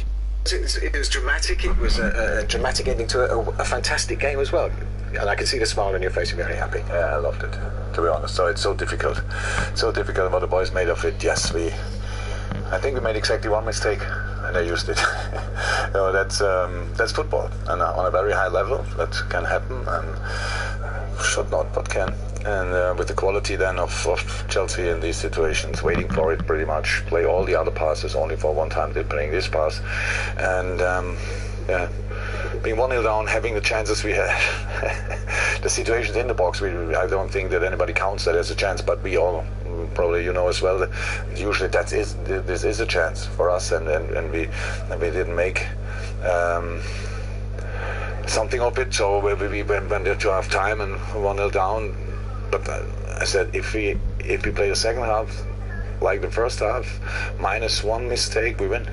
We will win, because it's so intense for both teams. But I thought we were now warm after 45 minutes. Now we can go for it, and boys did really well. Again, chances, of course, you always give a bit of away, and they had the counter attacks. We were fantastic, countered it, but even better the defending when we chased. I think it was in when 3 players together stopped him, and so that's all what football should be. At the end, getting a point at Chelsea, I can easily live with that. It's cool, tough place to go, good football team, but we are a really good football team as well, and I saw it again tonight. And an inspired substitution to have Daniel Sturridge to come on and score that wondrous goal. I mean, it really was. Yes, it's cool. It's so good and so deserved, and so I'm so happy for him. Everybody, when he came in the dressing room now, the whole dressing room was pretty much dancing, so it's cool. Because, yes, he had a difficult time, of course, but now he has a wonderful time. Maybe now it's the time when he wants to start all the time. That's probably like that. But coming in and being fresh and making decisions is so important, and being decisive. And he was obviously, he had a similar situation in the last game, and you see what a footballer he is. We showed it yesterday in the meeting. That was close, because pretty much after that we conceded a goal. Today similar position, if not exactly the same, and then similar finish. I think not only similar and fantastic goal. Congratulations, thanks very much. Yes, very good performance there, Jurgen Klopp, and singing the praises of the Liverpool fans, and he's saying it's cold. There was dancing going on in the dressing rooms and everything like that. He's a fantastic manager, fantastic character, and football really does need characters, and Jurgen Klopp is a prime example of that, I think. And I have really enjoyed him in the Premier League, and I think Liverpool can be very, very happy with the performance they put up. They were very unlucky to be one down. Chelsea had chances, but invariably if you don't take your chances you get punished, and Chelsea got punished for it, and you have to say, well played Liverpool. They deserved something from that game, because they really harried as well. But there was some great goalkeeping as well from Alisson as well. There was one moment when Willian got in there and Alisson just spread himself almost like a spread eagle, if you like. Saved well with his chest. It was a fantastic save. And then another one in the second half when the offside trap was broken. He was clean through on goal, and Alisson again used his legs and managed to get Hazard's effort up and over the crossbar. Really good save, even though there was an element maybe of luck about it, but even so, Alisson proving a really good acquisition there. They spent a good 60 million on him, but I think it's 60 million pounds certainly on this evidence so far that it's money very much well spent as far as Liverpool are concerned.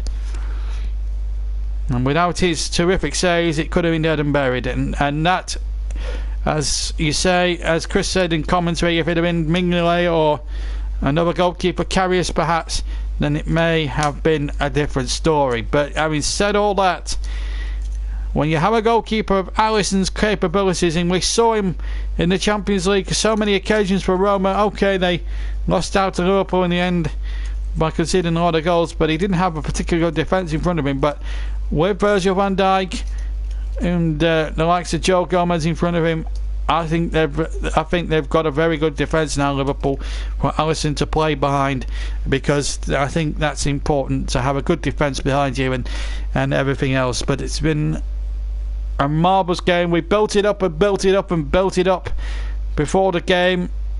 I couldn't have envisaged it so far in this game, but it's been a remarkable match. Hopefully we'll be able to hear from Mauricio Sarri in just a second or two, hopefully. He certainly had a mixed time of it. No, I think they've cut to a commercial break on the television, but not to worry. But it's been a great day down there at Stamford Bridge. It's been a good day for Tottenham up here at Huddersfield as well. 2-0 winners. 2-0 winners as well. Let's look forward to next week. Of course, you know about Cardiff Burnley tomorrow and the Clarets match. We have another double header for you live next week, and it's a fantastic occasion. In fact, we've got a triple header coming up as well next week. First of all, we've got I'll tell you about the Saturday games, and then we'll talk about the Sunday match nearer the time. But a double header next week: Burnley against Huddersfield, 3 o'clock kick-off with me, and then at 5:30 Chris Whiteman will be back, this time at Old Trafford, for Manchester United against Newcastle, and what a game that really does promise to be at Old Trafford.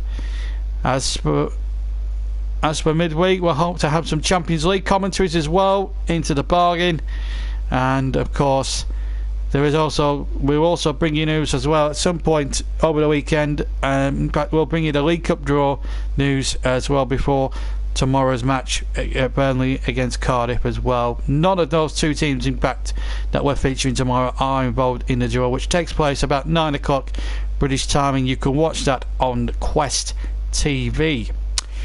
So, Mourinho beaten this afternoon 3-1 by Pellegrini's West Ham United, who have now scored 11 goals in 2 matches competitively this week, and have only shipped 1 goal. That was to Marcus Rashford for Manchester United. They scored 8 against Macclesfield in the Carabao League Cup during the week, and have slammed in another 3 so far. And one really does get the impression that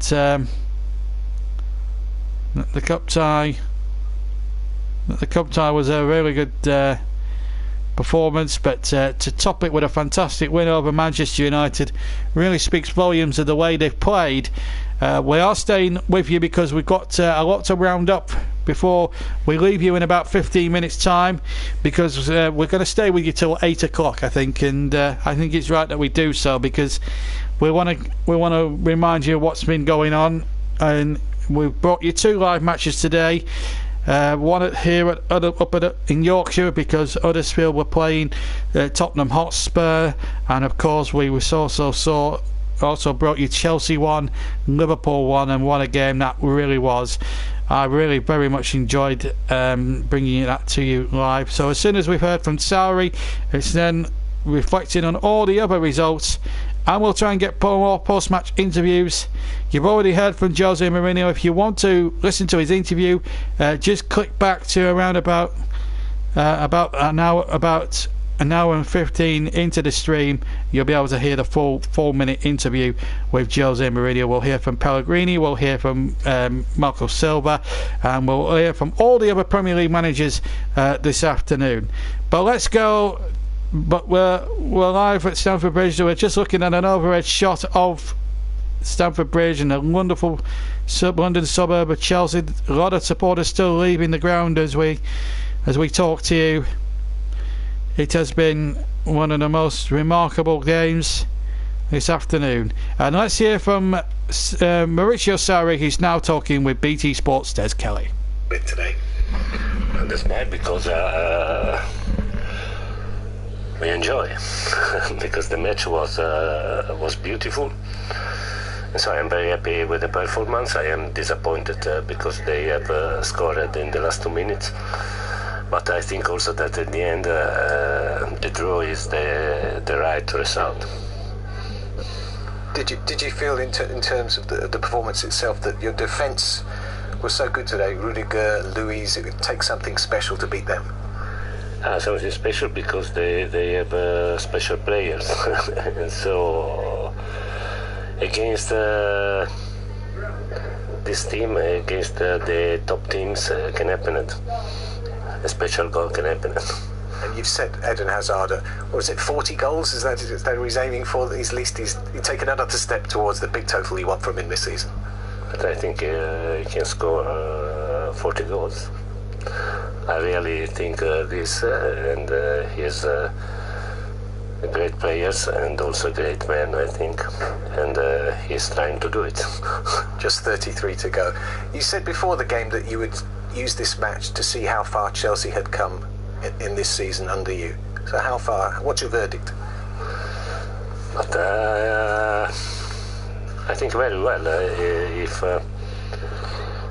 If I think that we have started only 2 months ago, I think very well. Maybe they are a step forward at this moment, but I'm starting to think that we can recover. In 1 season, we can recover. Thank you very much. Thank you, Richard. Well, there we go. That's That's Maurizio Sarri after a 1-1 draw this afternoon between Chelsea and Liverpool. So that is how it finished. We've got both results. What a game it has been. But we're now, for the next sort of 15 minutes or so, we're going to focus more on what's happened earlier on today, and we're going to have a look at some of the games that's taken place. And we're going to start, in fact, with the big game down at the London Stadium this afternoon between West Ham and Manchester United. We already heard from a very disappointed Jose Mourinho, a man under pressure, quite obviously, after the performances of the last 7 days. Remember, they drew against Wolves when they were expected to win at Old Trafford. They got knocked out at Old Trafford to Derby County in the Carabao Cup. Now they've been beaten, battered and bruised by West Ham by 3-1. We heard from Mourinho earlier on. Let's now hear from their manager, from Manuel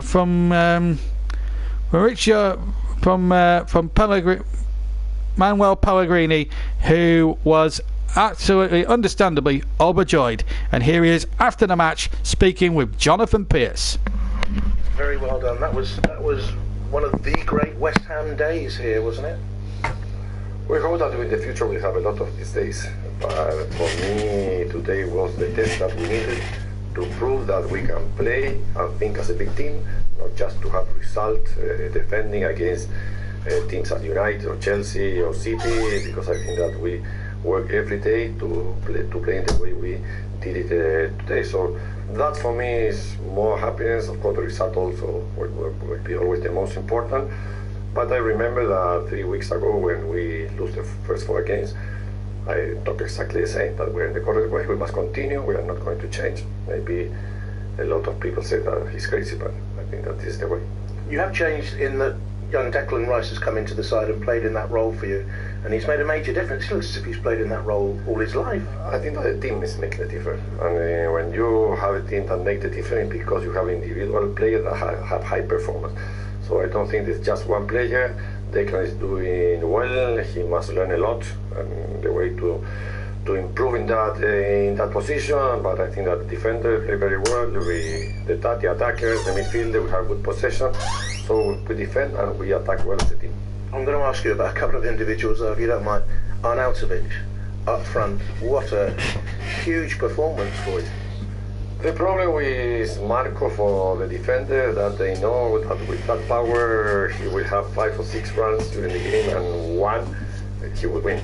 And when he is in front of the goalkeeper, he is finishing well with head up. So I think that is always a problem for every defense. Mark Noble was the official man of the match as well, and I think he sort of he sums West Ham up at the moment in the energy, high press, high intensity, which he's always done. But that's what you want from your teams, isn't it? I want a team that defend with the 11 players and the way they know how to defend. It depends if we have the 10 players of the field players involved, or 8 or 6 or 4.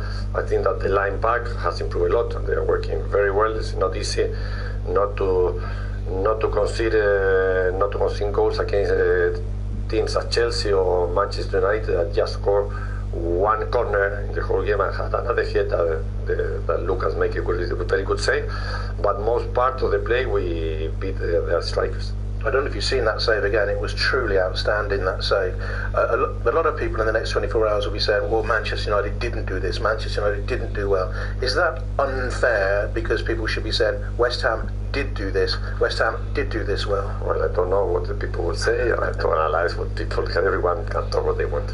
Right, you tell us then, how high do you think West Ham can go? What can you achieve here this season? Well, I think that we need urgently to beat Brighton because it's the next game and we must not think about the future. Well, what a result, and well done Manuel Pellegrini. Great result for them. 3-1, and you've got to say well deserved. The goal scorers, I didn't tell you that at the start. Philip Anderson scored after 5 minutes for West Ham. Lindelof own goal after 43 minutes, just prior to half time. Rashford pulling one back after 71 minutes, and Marko Arnautovic completing the scoring after 74. Right, we're going to go through the games in chronological order that we haven't visited yet, and we're going to go to events at the Emirates. So Cathcart, where Arsenal won 2-0 against Watford. Late goals, an own goal from Craig Cathcart after 81, and then Mesut Ozil making it 2-0 right at the end. Let's hear from the manager of Arsenal, Unai Emery. Be patient today. Who's taking his Steve Bauer. And also, I think the team suffered, but well suffered on the pitch on the 90 minutes against one team very competitive and in their job, the ball long and second action, they are very hard and we suffered. But I think with this patience, I think we improve on the match, and our moment also is good. Is good for going against them, and 2 goals is for finish this match and continuing our improving. You had to change your goalkeeper as well. First of all, what's the news on Petr Cech?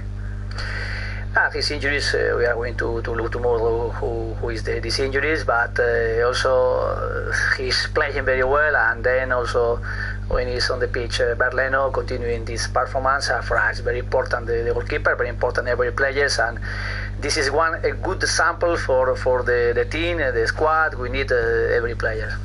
And Burnley made a couple of smart saves before you took the lead, didn't they?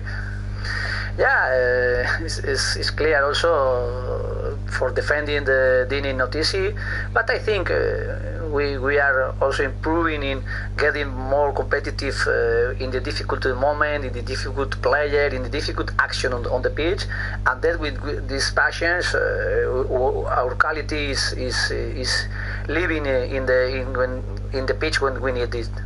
Is that important for 2 games in a row now in the Premier League? You've held in there and ended up winning them both 2-0 with clean sheets. Yeah, it's the same. But with the sample, Rob Holding is working every day well, and he's asking us with every training he's prepared for to play, and when he's playing, the best is doing with this performance for help us.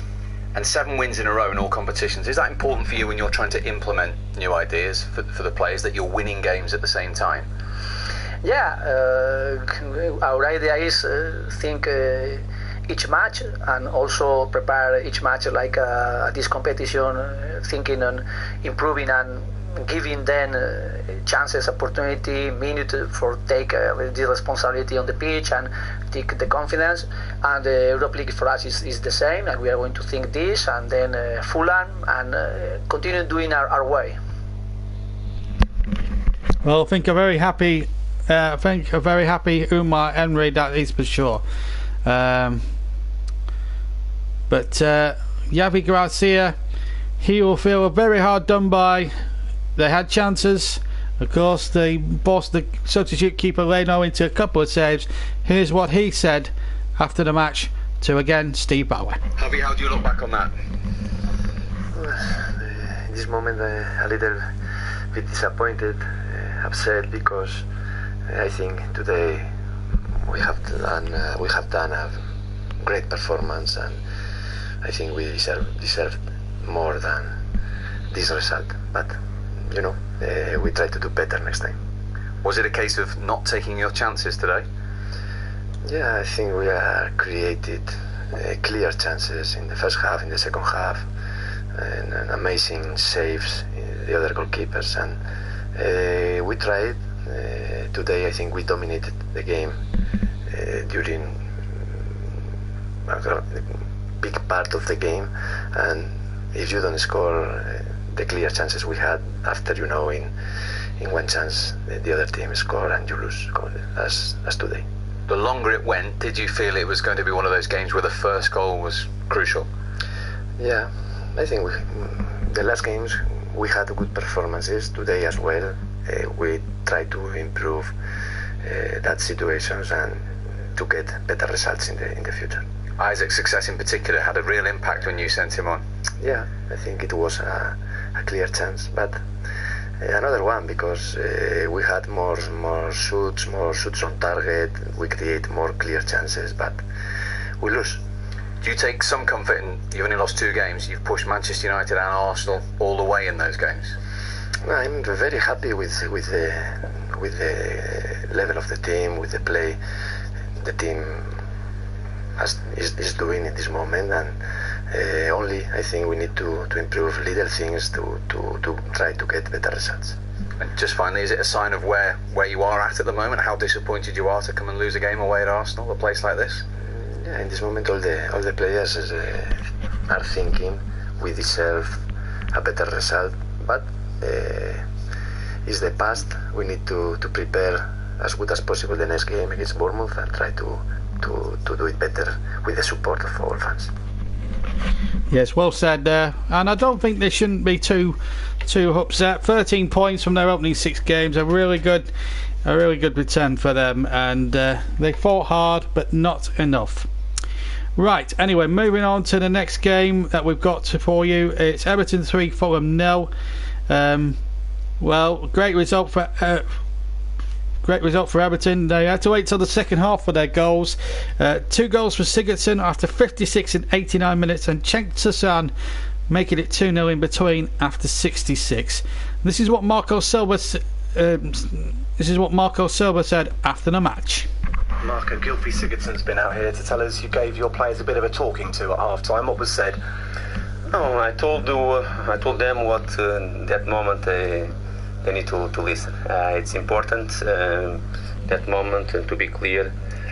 What we did in the second half was really different to what we did in the second half. We have to be, even when we are in a good shape or good position, we have to be more aggressive when our opponent start to play. We knew before the match they have good capacity to keep the ball, to play from back. The first 5-10 minutes we did well.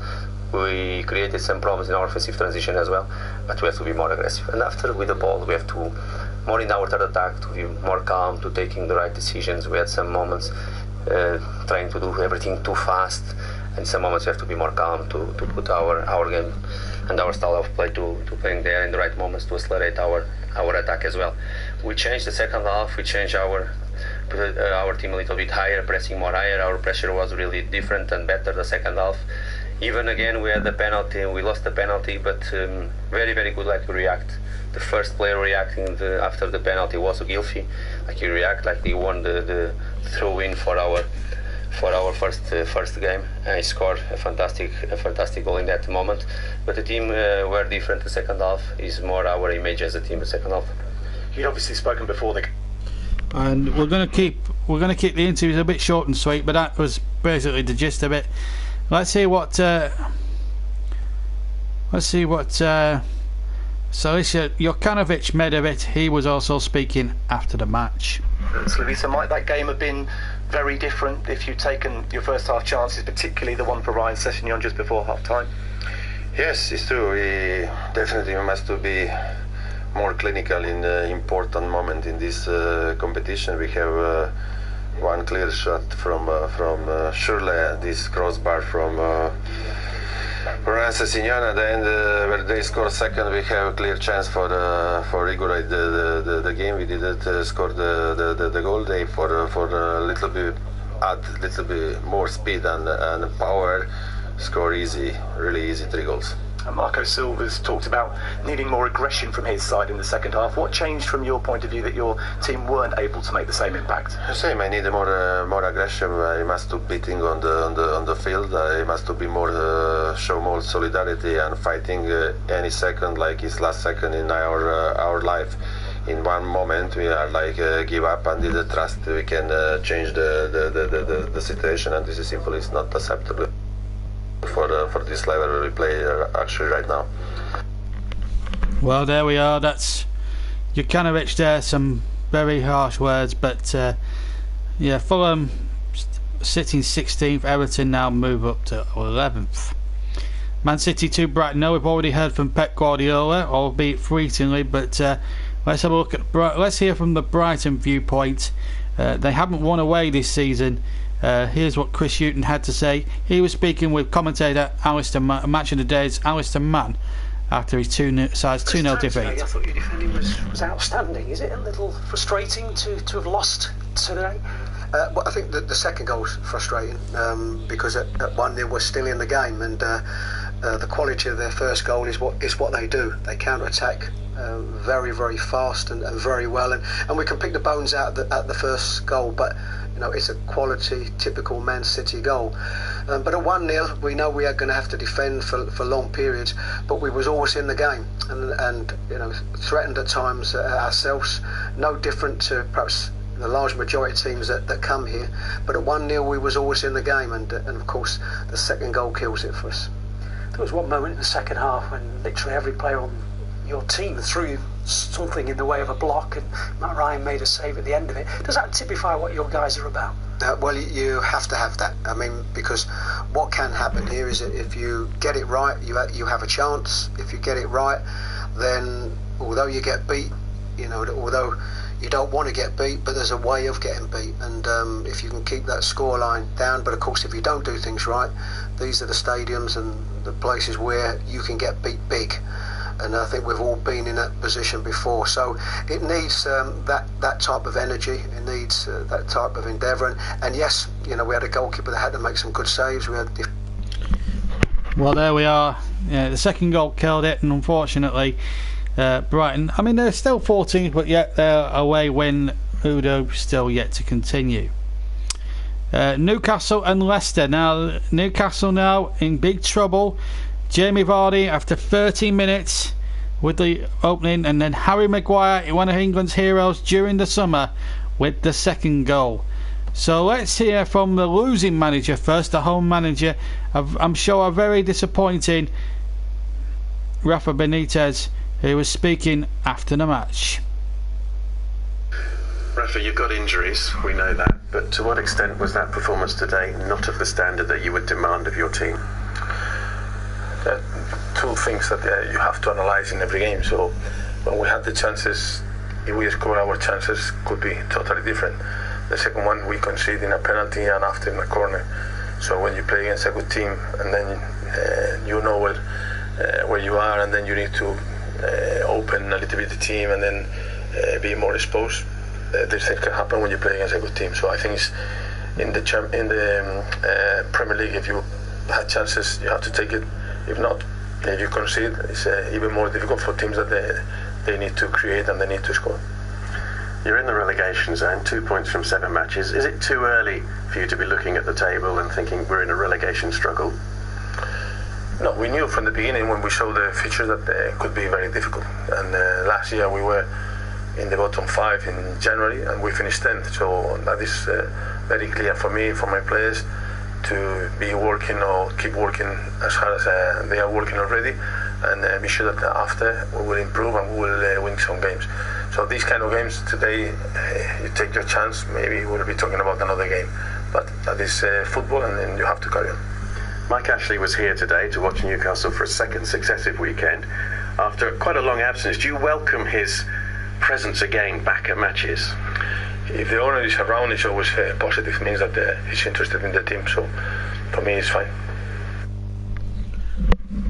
Well, he says it's fine, but there were a lot of murmurings going on up at Newcastle for sure. Right, the winning manager now, Claude Puel, after his team's 2-0 victory. Claude, 3 points, 2 goals, a clean sheet. Was that almost a perfect performance from Leicester today?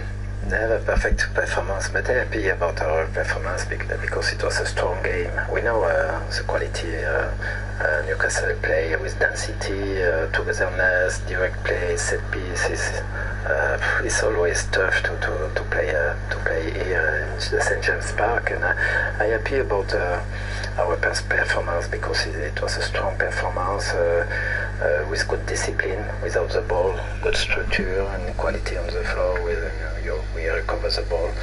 I think it's not a perfect game, but I'm happy about this performance, and we can build something, some good momentum after this game, I hope. And congratulations for all, because it was a tough game. Perhaps people will say it was Newcastle perhaps a little in difficulty, but we know this quality and this fighting spirit, and to resist, to keep going our play in this condition without giving a lot of chances for an opportunity for this team. Yeah, it's tough. It's tough. And with their fund, 55,000 people behind them. It's a good opportunity for us. It was a good challenge, and happy for my squad.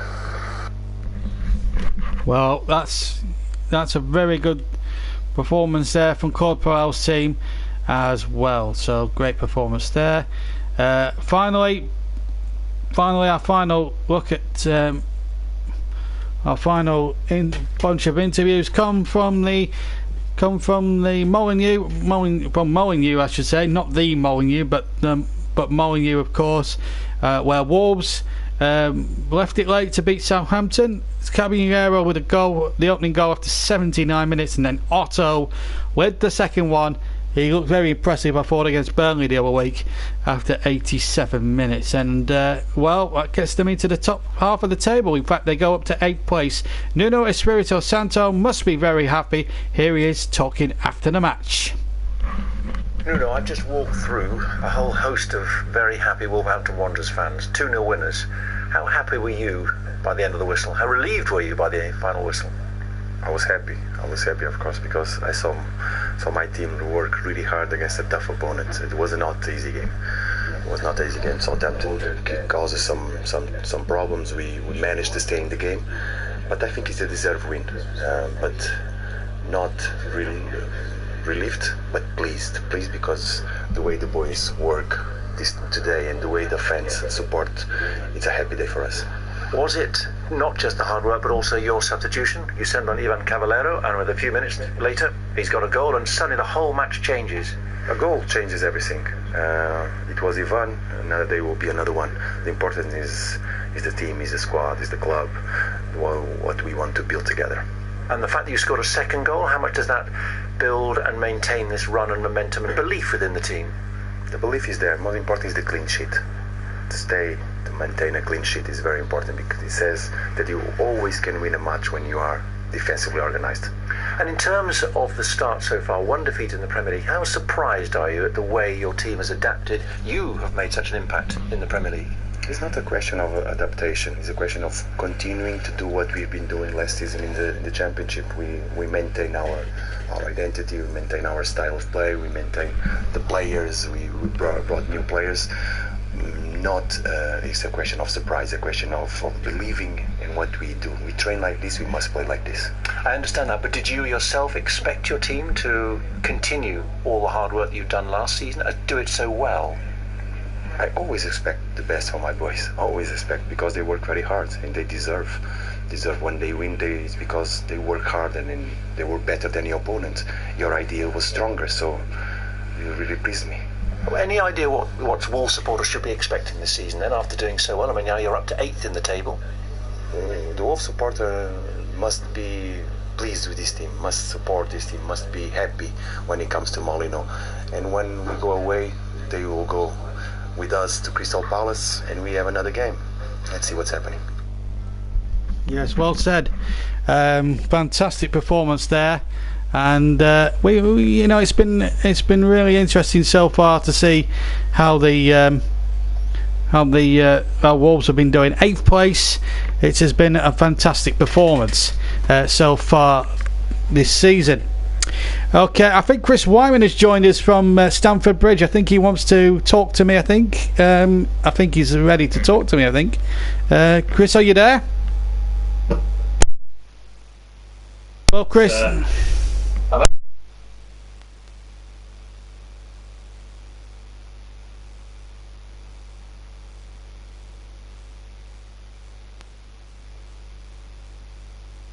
Yeah, it was a good game. We've just been looking over the Premier League as a whole. We've just been playing some of the interviews that we didn't get to play at half time.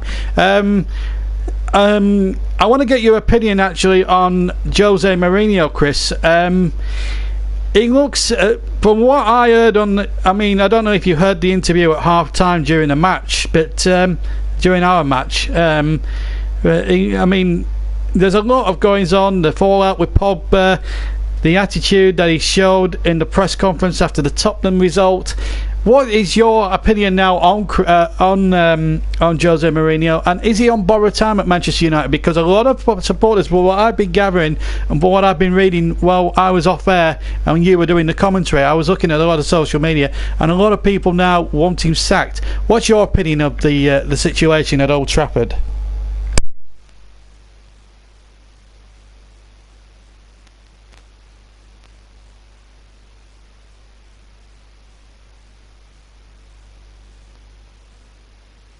It's probably time to go. His team selection was interesting today. You know, people like McTominay at the back, which was an interesting choice. And the situation with Paul Pogba, where he hasn't been able to tame Pogba's ego, or their egos have just clashed, or whatever. And it feels like a situation where the dressing room has kind of gone. And the problem is he's never known how to get the dressing room back. Once that's gone, that he generally goes a few weeks later, and there's a lot of talk of the falling out sort of happens within the last week or so. I'd be surprised should we be in November and he be in charge, unless he strings together like a run of results that are good. But we're looking at a situation where I don't know how many points they're on at the moment, but they are pretty much they're a long way out of the title race at this point. It's and the thing that alarms me is he had a reasonably good first season, which has bought him time, but that can only get you so far. If he hadn't won those two, if he hadn't won the Europa League and I can't remember what the other one was. Was it the League Cup? Well, either way, if he hadn't won those trophies in his first season, I think he'd already be gone. I think that's what saved him a little bit, because the board will be sat there like, yeah, well, he gets his money. And we're now in the situation which I've mentioned about youth players and stuff like that, where the board are going to be sitting there looking at their investment in Paul Pogba and going, what do we do here? Do we get rid of, somebody who we've thrown, a lot of money at, £100 million type of money at, and get rid of him after a couple of seasons? Or do we get rid of Jose Mourinho, whose tactics are a little bit aged, and he's not very good at managing his players? He's not very good at man managing, and I think at this point it's. So, I mean, we hate to say it, but third season syndrome has struck again for him, and it seems to be the recurring theme. But the problem Manchester United have is they gave him a new contract recently, and it's going to cost a lot of money to sack him. So they're kind of stuck. Do they their major investment in Paul Pogba? Because this is what it is. It's Pogba versus Mourinho at the moment, and right now, I think Pogba's winning because he cost them so much money, and it's. The people who have invested in Pogba are not going to want to see their expensive asset that they've brought in shoveled off in January to Barcelona or wherever it may be, because he's had a disagreement with a manager who's disagreeing with everyone at the club right now. So, and it's they were playing against West Ham today like they weren't interested. They had a little bit of interest when they made it 2-1. But they were playing like they had the deck chairs out, like Burnley's performance against Watford, or the performance against Arsenal last season spring to mind, of where it was just there was no intensity at all, and it was just a case. In the past, if Manchester United went 1-0 down, you'd kind of be like, oh, it won't stay 1-0 for long. Manchester United will come back into it. At no point in that game, until they actually scored, did it ever feel like they were going to score. And now it's a case of they're on 10 points. Manchester City and Liverpool are on 19 points. They're 9 points off the pace, and we're not even in October yet. So it's a case of, well, they're not in the title race anymore. They're in a fight to get into the top 6. So it's a case of do you let this ride as close to possible to January and hope that he can pull something together, and then he can spend even more money. We're talking. How much money has he spent at his time at Manchester United? We're talking probably hundreds of millions of pounds, and he's still demanding more. Whereas Pep and Klopp have spent similar amounts of money, but they're getting results. You know, Liverpool are nearly there. They've got to multiple finals, and Manchester City have already won the Premier League. So why is it not working for Mourinho? And I think it's his man management, and I just don't think they can leave it till January, because I think they'll be so far back. They'll be like what Chelsea were when he got sacked the second time around. Chelsea didn't even recover. They didn't even end up in Europe. But then, of course, they recovered to win the title the following year because they got in a manager who knew how to manage his players. And I think that might be what Manchester United have to do now. And rumours of Zidane learning English are only going to stir the pot even more. So I'll be surprised if he's still in charge by the end of October. Yeah, and also I think you've got to factor in that this United team are not playing with any cohesion or team spirit. What we saw tonight when Chelsea and Liverpool were two teams that were playing as teams rather than individuals taking the plaudits, and we saw a game played in a very good cooperative spirit. But the problem with United, and I'll have my say on it now, I've covered a few of their games. I thought they were, I mean, the win against Burnley papered over a lot of cracks. I thought they were poor in a large periods against Watford when I covered them the other week as well. I mean, he's a great manager, but I'm just thinking, is he coming to this stage now where he's becoming a bit like Arsene Wenger now? Is his tactics being outdated? Because Klopp and Guardiola, let's face it, and Zidane as well, as you mentioned, are going to take it to the next level, aren't they? Because, you know, the whole game is revolving every time. You've got managers like Klopp and Pep and Sarri, whose tactics have been magnificent so far, to get a Chelsea team without the likes of Diego Costa and haven't got a potent striker like with no disrespect to Novara Morata, they haven't got a prolific striker on side at the moment to score the goals, but Hazard's carrying them through. But the tactics as well, that's been as I say, also the football that's been served up as well the last year or so hasn't been great. You think of Manchester United, sir? Can I just touch on that? Because he's basically playing the same football as what Sean Dyche plays. I mean, we go on about Sean Dyche being the ginger Mourinho. Right now, Mourinho's being the flipping grey-haired Sean Dyche, because the guy's playing billion-pound hoofball at the moment. That's pretty much how it's being played. And as a Manchester United fan, you'd be livid. But when you're a Burnley fan, you sort of take that because it's the most effective football you can play. But when you spend the amount of money that he spent, they should not be playing, I mean, ugly football, if I want to put it that way, because sometimes it can be. That's the whole reason Sam Allardyce was ousted out of West Ham United, because it was ugly football. And that's essentially, ironically, the guy who riled up Mourinho so many times about playing, 18th, 19th century football, is now playing that style with Manchester United. And it's, what goes around comes around, and it's coming around to bite him now. Indeed. Anyway, we'll have to see in the next few weeks. They've got a Champions League game on Tuesday, so we'll watch that with great interest. Right, anyway, before we leave you, we're going to preview tomorrow's big game. It's going to be live on the JB Clark YouTube channel, of course. Burnley travelling down to South Wales for a massive, I know it's a bit early in the season to talk about 6 pointers at the wrong end of the table. They play Cardiff City, who haven't won yet under Neil Warnock, but Burnley traditionally don't have a particularly good record down there, and Neil Warnock as well. There's that factor as well.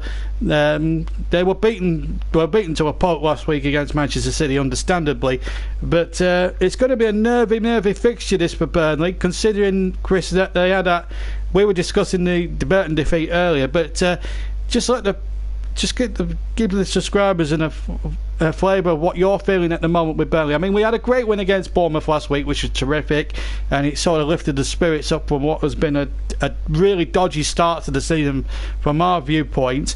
But the Burton defeat has again called into question the attitude of some of the players, and again the ability to miss big chances in front of goal, and that's proven a problem. And defensively, we haven't looked sound at all.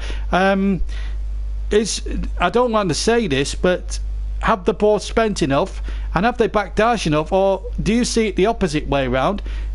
Is Sean Dyche a man under pressure now after the 7th place finish last year? Well, it's always going to be difficult to follow that up. I mean, let's face it, there was a goddamn miracle as to what happened last season, finishing 7th. We could have finished higher, considering we had that run in the middle of the season where we went 10 games without a victory, still picked up points, but we were threadbare because we didn't have a big enough squad even then. And then obviously we forgot how to play once we secured 7th. In terms of Burnley as a whole, the performance against Burton was nothing short of a shambles. The attitude was not correct. The way that the players were going around, it was like a pre-season friendly that just didn't seem to care. And it was quite funny because Liam, or Vizzy as he's called on YouTube, went on a few weeks ago about going to Burton, saying, because I actually want to see us win a game. We then beat Bournemouth 4-0 and then lose to Burton. It's just kind of like, okay, well, that kind of wasn't expected. But in terms of what's happened this season, was the Europa League a distraction? Yes. Was it an avoidable distraction? Absolutely, because if we had more bodies, even if it was just more bodies, it doesn't necessarily have to be Premier League quality, because in those qualifiers we played a few teams that arguably Championship quality players could have handled. Aberdeen, no disrespect to them, but I think that's probably the level that they were playing, Championship level. The Scottish League is, I think, a little underrated because they step up quite a lot when it comes to playing European games, so I'll give them credit there. But even if we would have got Championship quality players, or players who had like a point to prove like we have previously, it would have been enough. But we found ourselves in the position where we've let players go, like Scott Arfield, who is playing in Europe, scored in Europe recently actually, and Dean Marney, who was a workhorse and would have done a job, would have been a good member of this team, but he left obviously because he wasn't playing as much as he'd wanted, which is fair enough. But we didn't replace them just with any. We could have replaced them just with someone, but we didn't do anything. We bought a centre-back, which, okay, yeah, good enough, that was reasonable, but then he's injured all the time at the moment, which is a tad frustrating. We brought in Vidra, which is looking like a good signing, and Joe Hart, who, I mean, he's done well for us in a lot of games. In other games he's conceded a hatful, but I thought he was unnecessary because I know Pope was injured and Heaton was having a hamstring problem. Anders Lindegaard was doing a good job for us, deputising for both of them, and we still had Ledgkins in reserve. We don't need 5 goalkeepers. It was a completely pointless signing. No disrespect to Joe Hart, because I really appreciated what he did against Wolves. He stopped us being absolutely humiliated, and he did reasonably well against Bournemouth, so I'm not going to write him off as a bad signing. I'm just saying it shouldn't have been high on our list. But there's an element of blame to the board because they didn't give the financial backing that they promised, because flipping Garlic, the start of every season goes on about financially backing and then doesn't financially back Dyche. The other half of the blame does fall on Sean Dyche though, because he's gotten a little bit better with his substitutions, don't get me wrong, and his tactics, well, like I said, he's sort of using what works, but this whole thing about being Dyche fit, being able to fit the puzzle, I think he's being a little bit too fussy with the type of players he wants, which is narrowing the market for what the board can bid for. And then when he does find a player that he likes, the board are then fanning around trying to, over-haggle. So between the two of them, the transfer committee and Sean Dyche, they've managed to get in each other's way and knackered it up. So, you've got players like Jay Rodriguez, who was quite obviously a fit, but we tried to over-haggle West Brom, and now his value's gone through the roof as he's scored for fun in the Championship, so we won't be getting him at all. And other players, it's not been a good start to the season by any stretch of the imagination. The Europa League, yes, was a distraction, but as I said, if we'd got the bodies in, this whole thing about being fresh for the Premier League, I mean, we played in the Championship a few seasons ago. That was more or less the same. You'd play midweek and then you'd play at the weekend. It's no different. The only difference is the mileage, and extra bodies. Even if it was Championship, heck, even League One up and coming players would have done the trick. A few low knees would have done, but no, we sat on our laurels, and between the board and Sean Dyche, they've managed to mess it up between them, and that's why we find ourselves in our current position where we need to beat Cardiff tomorrow and we need to beat Huddersfield the following week to get our season back on track. Otherwise we're going to be spending the entire season looking over our shoulders wondering, are we going to stay up? Because the start we've had, that's a lot of points we've lost at the start, and we've got, after Huddersfield, we've got a lot of the big teams coming up, so these next 2 games are must win, otherwise we're going to find ourselves quite deep in relegation trouble come the end of November. So it's a 50-50 split between Dyche and the board and transfer committee and all that lot, particularly Mike Garlick. My issue with Mike Garlick is he keeps breaking promises. Maybe it's because he doesn't realise what he's promising, by saying financial backing and then realising that he has to spend more money than he expected and then not following up on that promise. Because if you keep breaking promises, you're quickly going to lose the backing of the fans, because they'll just say you're a liar and all that. Which it almost happened to Barry Kilby, but when Barry Kilby was the main backer, we kind of knew he was out of money. It was kind of like he hasn't got anything left to give, so we'll let it slide. But with Garlick, you keep flapping your gums going on about, yeah, we'll back him, and then not do it.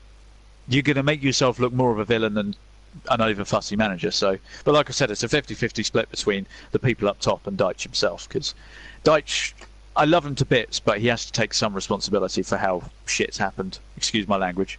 How stuff has happened. Getting a little bit over-passionate. I apologise about my language there, but yeah, it's a good 50-50 split.